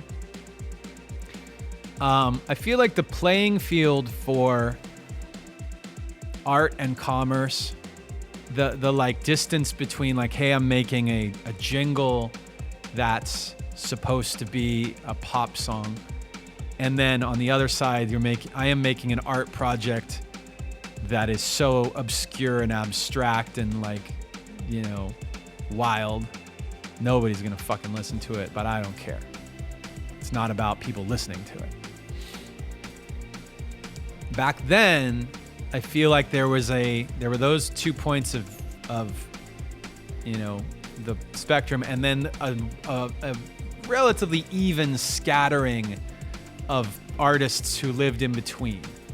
We lived in between. A lot of people lived in between, like where it's like, you know, I want to make art and I want to sell records, and some of my songs lean one way or the other, but I don't think any of our stuff goes all the way to one side or the other. And now, I think now, because of the way the social media algorithms work and the streaming algorithms work and YouTube and Spotify and playlists and TikTok, now everybody's either on one side or the other, and they've cleared out the middle. It's a lot of like, either most of us are making shit to sell. I didn't say us. Most of them are making shit to sell. And then some people are making shit that's art. And it's really out there art. So like, you're either, you know, look at like Thundercat. I mean, I guess he jumps around from like project to project, but that's to me the reason that like he's so interesting is that he can live in the middle, right? Kendrick can live in the middle. Charlie XCX can live in the middle. But I think even if some of the most like poppy artists tried to do something that was more artistic, people would just be like, why are you doing that? And then everything would get like, everyone would back away from it. The label would be scared to put it out in the first place. The label would be like, no. Like, you need to go back in and like, we don't hear a single. So what are we gonna do? What are we gonna promote?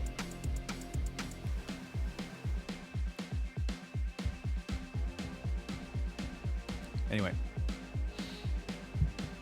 All right, lots of this 1,000 Suns has really inspired a lot of interesting questions today, I think. Just want to shout out some people real quick.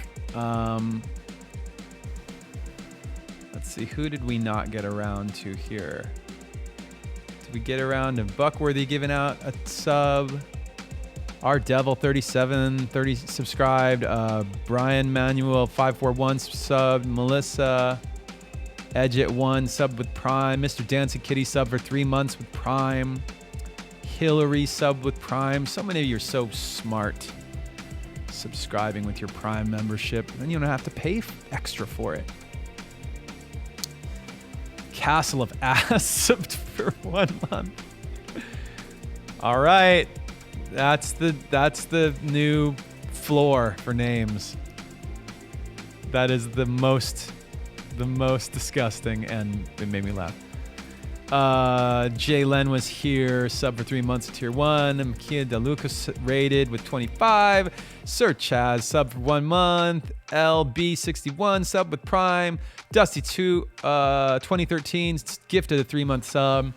Nico Jonathan Gehrman subbed. Cold Front 3 gifted a sub, and Master Mooney sub for 3 months with Prime. So smart.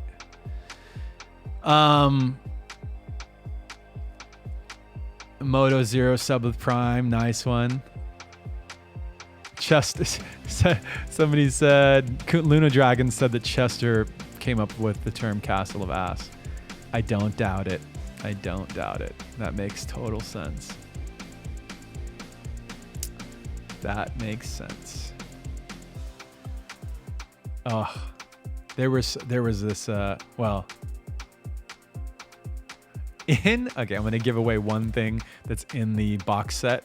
Actually, I'm not giving away anything, but remember I said this, for those of you guys who bought the Hybrid Theory 20 or buying Hybrid Theory 20 anniversary box set, there on the DVD, on that documentary, there is a clip of Chester saying he's on a very nice rant on stage about how the fans have like put us on this new level, and like are in the sense like he's being aware that the fans are giving us this opportunity to be a band and to like achieve our dreams.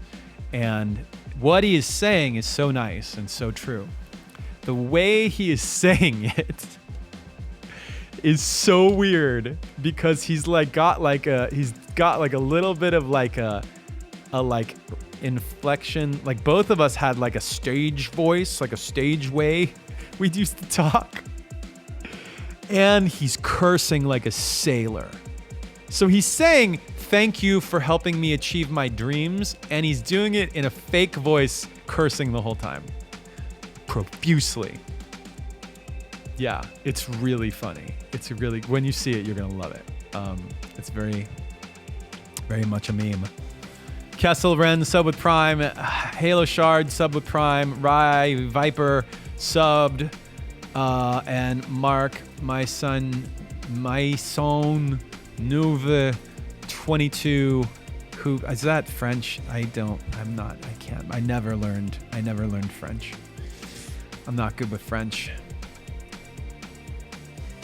Nouve. How do you say 22 in French?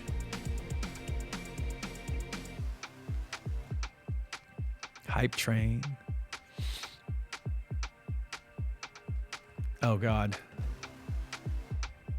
22. 22. All right, we're gonna try our we're gonna get out of here. Gonna try our channel raid. Joe Halpin wants us to raid Soraya Official. Gonna try that again. It hasn't been working, Joe. I'm sorry. Keep trying, but Soraya's never on when I'm on. So there's another one though, which is Aloha Stitch wants to raid Hollywood Rebellion. Hollywood Rebellion is not on today, surprisingly. And the third one here, we got Cobra Ormson wants to raid Young Gun. Yeah, Young Gun's on. All right, we're gonna raid Young Gun. Enjoy. Say hello for me. I'm gonna get out of here. Oh wait, I'm gonna cancel this raid real quick. Hang on a second. Do you guys think we should do Animal Crossing tomorrow? You wanna try Animal Crossing? I canceled the raid, yes. Should we try? Let's do Animal Crossing tomorrow, and I'll do because don't I have some islands to visit? Yeah. Okay, so I've still got 4 islands left to visit.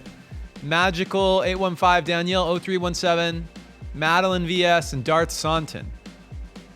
I hope you guys are available. I'm sorry about the last minute notice. Hit me with right now.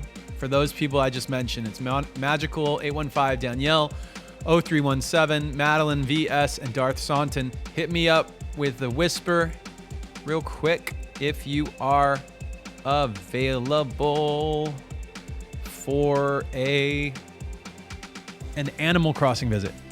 Tell you what, I will open up the Animal Crossing visits right now in the store. So if you want to redeem sniffs, if you want to redeem Animal Crossing visits,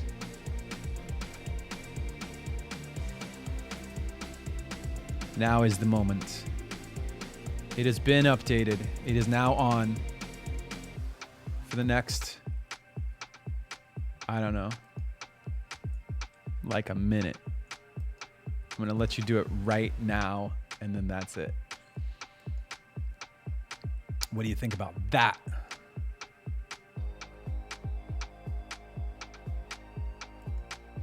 Do you guys know we have like a bunch of new? Did I show you guys the new Linkin Park merch in the store, by the way? Where is it?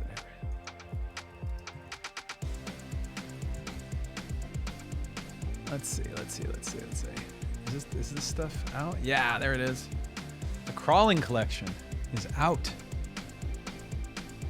The Crawling collection. By the way, there was a typo. Did you guys catch? I mean, some of you did catch it. There was a typo on the back of one of these.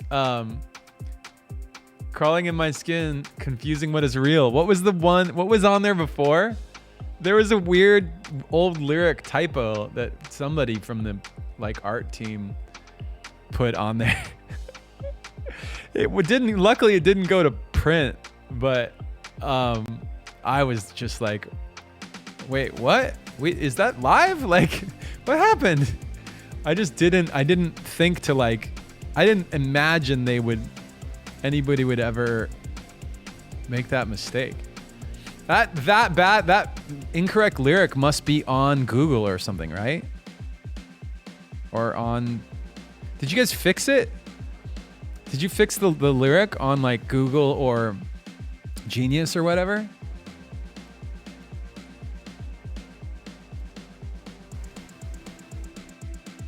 Oh, it was in the original booklet? Oh my God. Yeah, it's hard to go through all of those lyrics, like, and catch all those little things, because in my head when I'm reading them, I can hear the demo version, like that. If we change a lyric from one thing to another, then I can hear it in my head. I can hear the old one, and it doesn't occur to me that it's not an actual lyric. So it's like somebody else needs to like check it against the actual CD, because I'm just way deep into all the versions of all the lyrics that we've done when we're doing that shit. Okay, so no new. Hold on a second. I'm looking at my redemptions here, and I don't see any new. I don't see any new Animal Crossing visits. Did anybody redeem an Animal Crossing visit? I know it's 10K. Only 3 people have 10K. I know. Correct. Because it should be hard to get. Okay.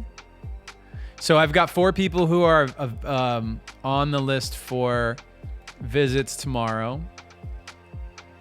And I'm going to try and hit those, or let's see here. Cool. We're going to hit those. I know at least one of them is going to be available. Darth Soddington. Uh-oh. Oh, okay.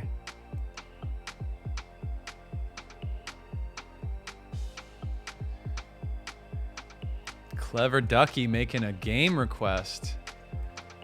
Clever Ducky wants Among Us.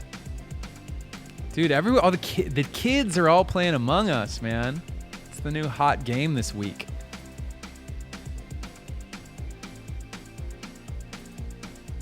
So Magical 815, Danielle 317, and Madeline VS didn't respond.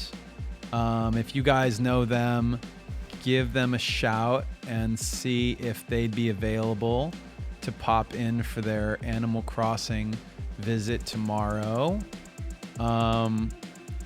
If none of them, just have them whisper at me and let me know. If none of them are available tomorrow, then I'll just figure out something else to do. I'll just figure figure out something else. Okay, so let's raid Young Gun. And I'll see you guys tomorrow. I guess it's a bit of a surprise tomorrow. So it'll either be Animal Crossing, island visits, or it won't. And if it's not, then what will it be? What indeed will it be? Who knows? Thank you guys. See you tomorrow.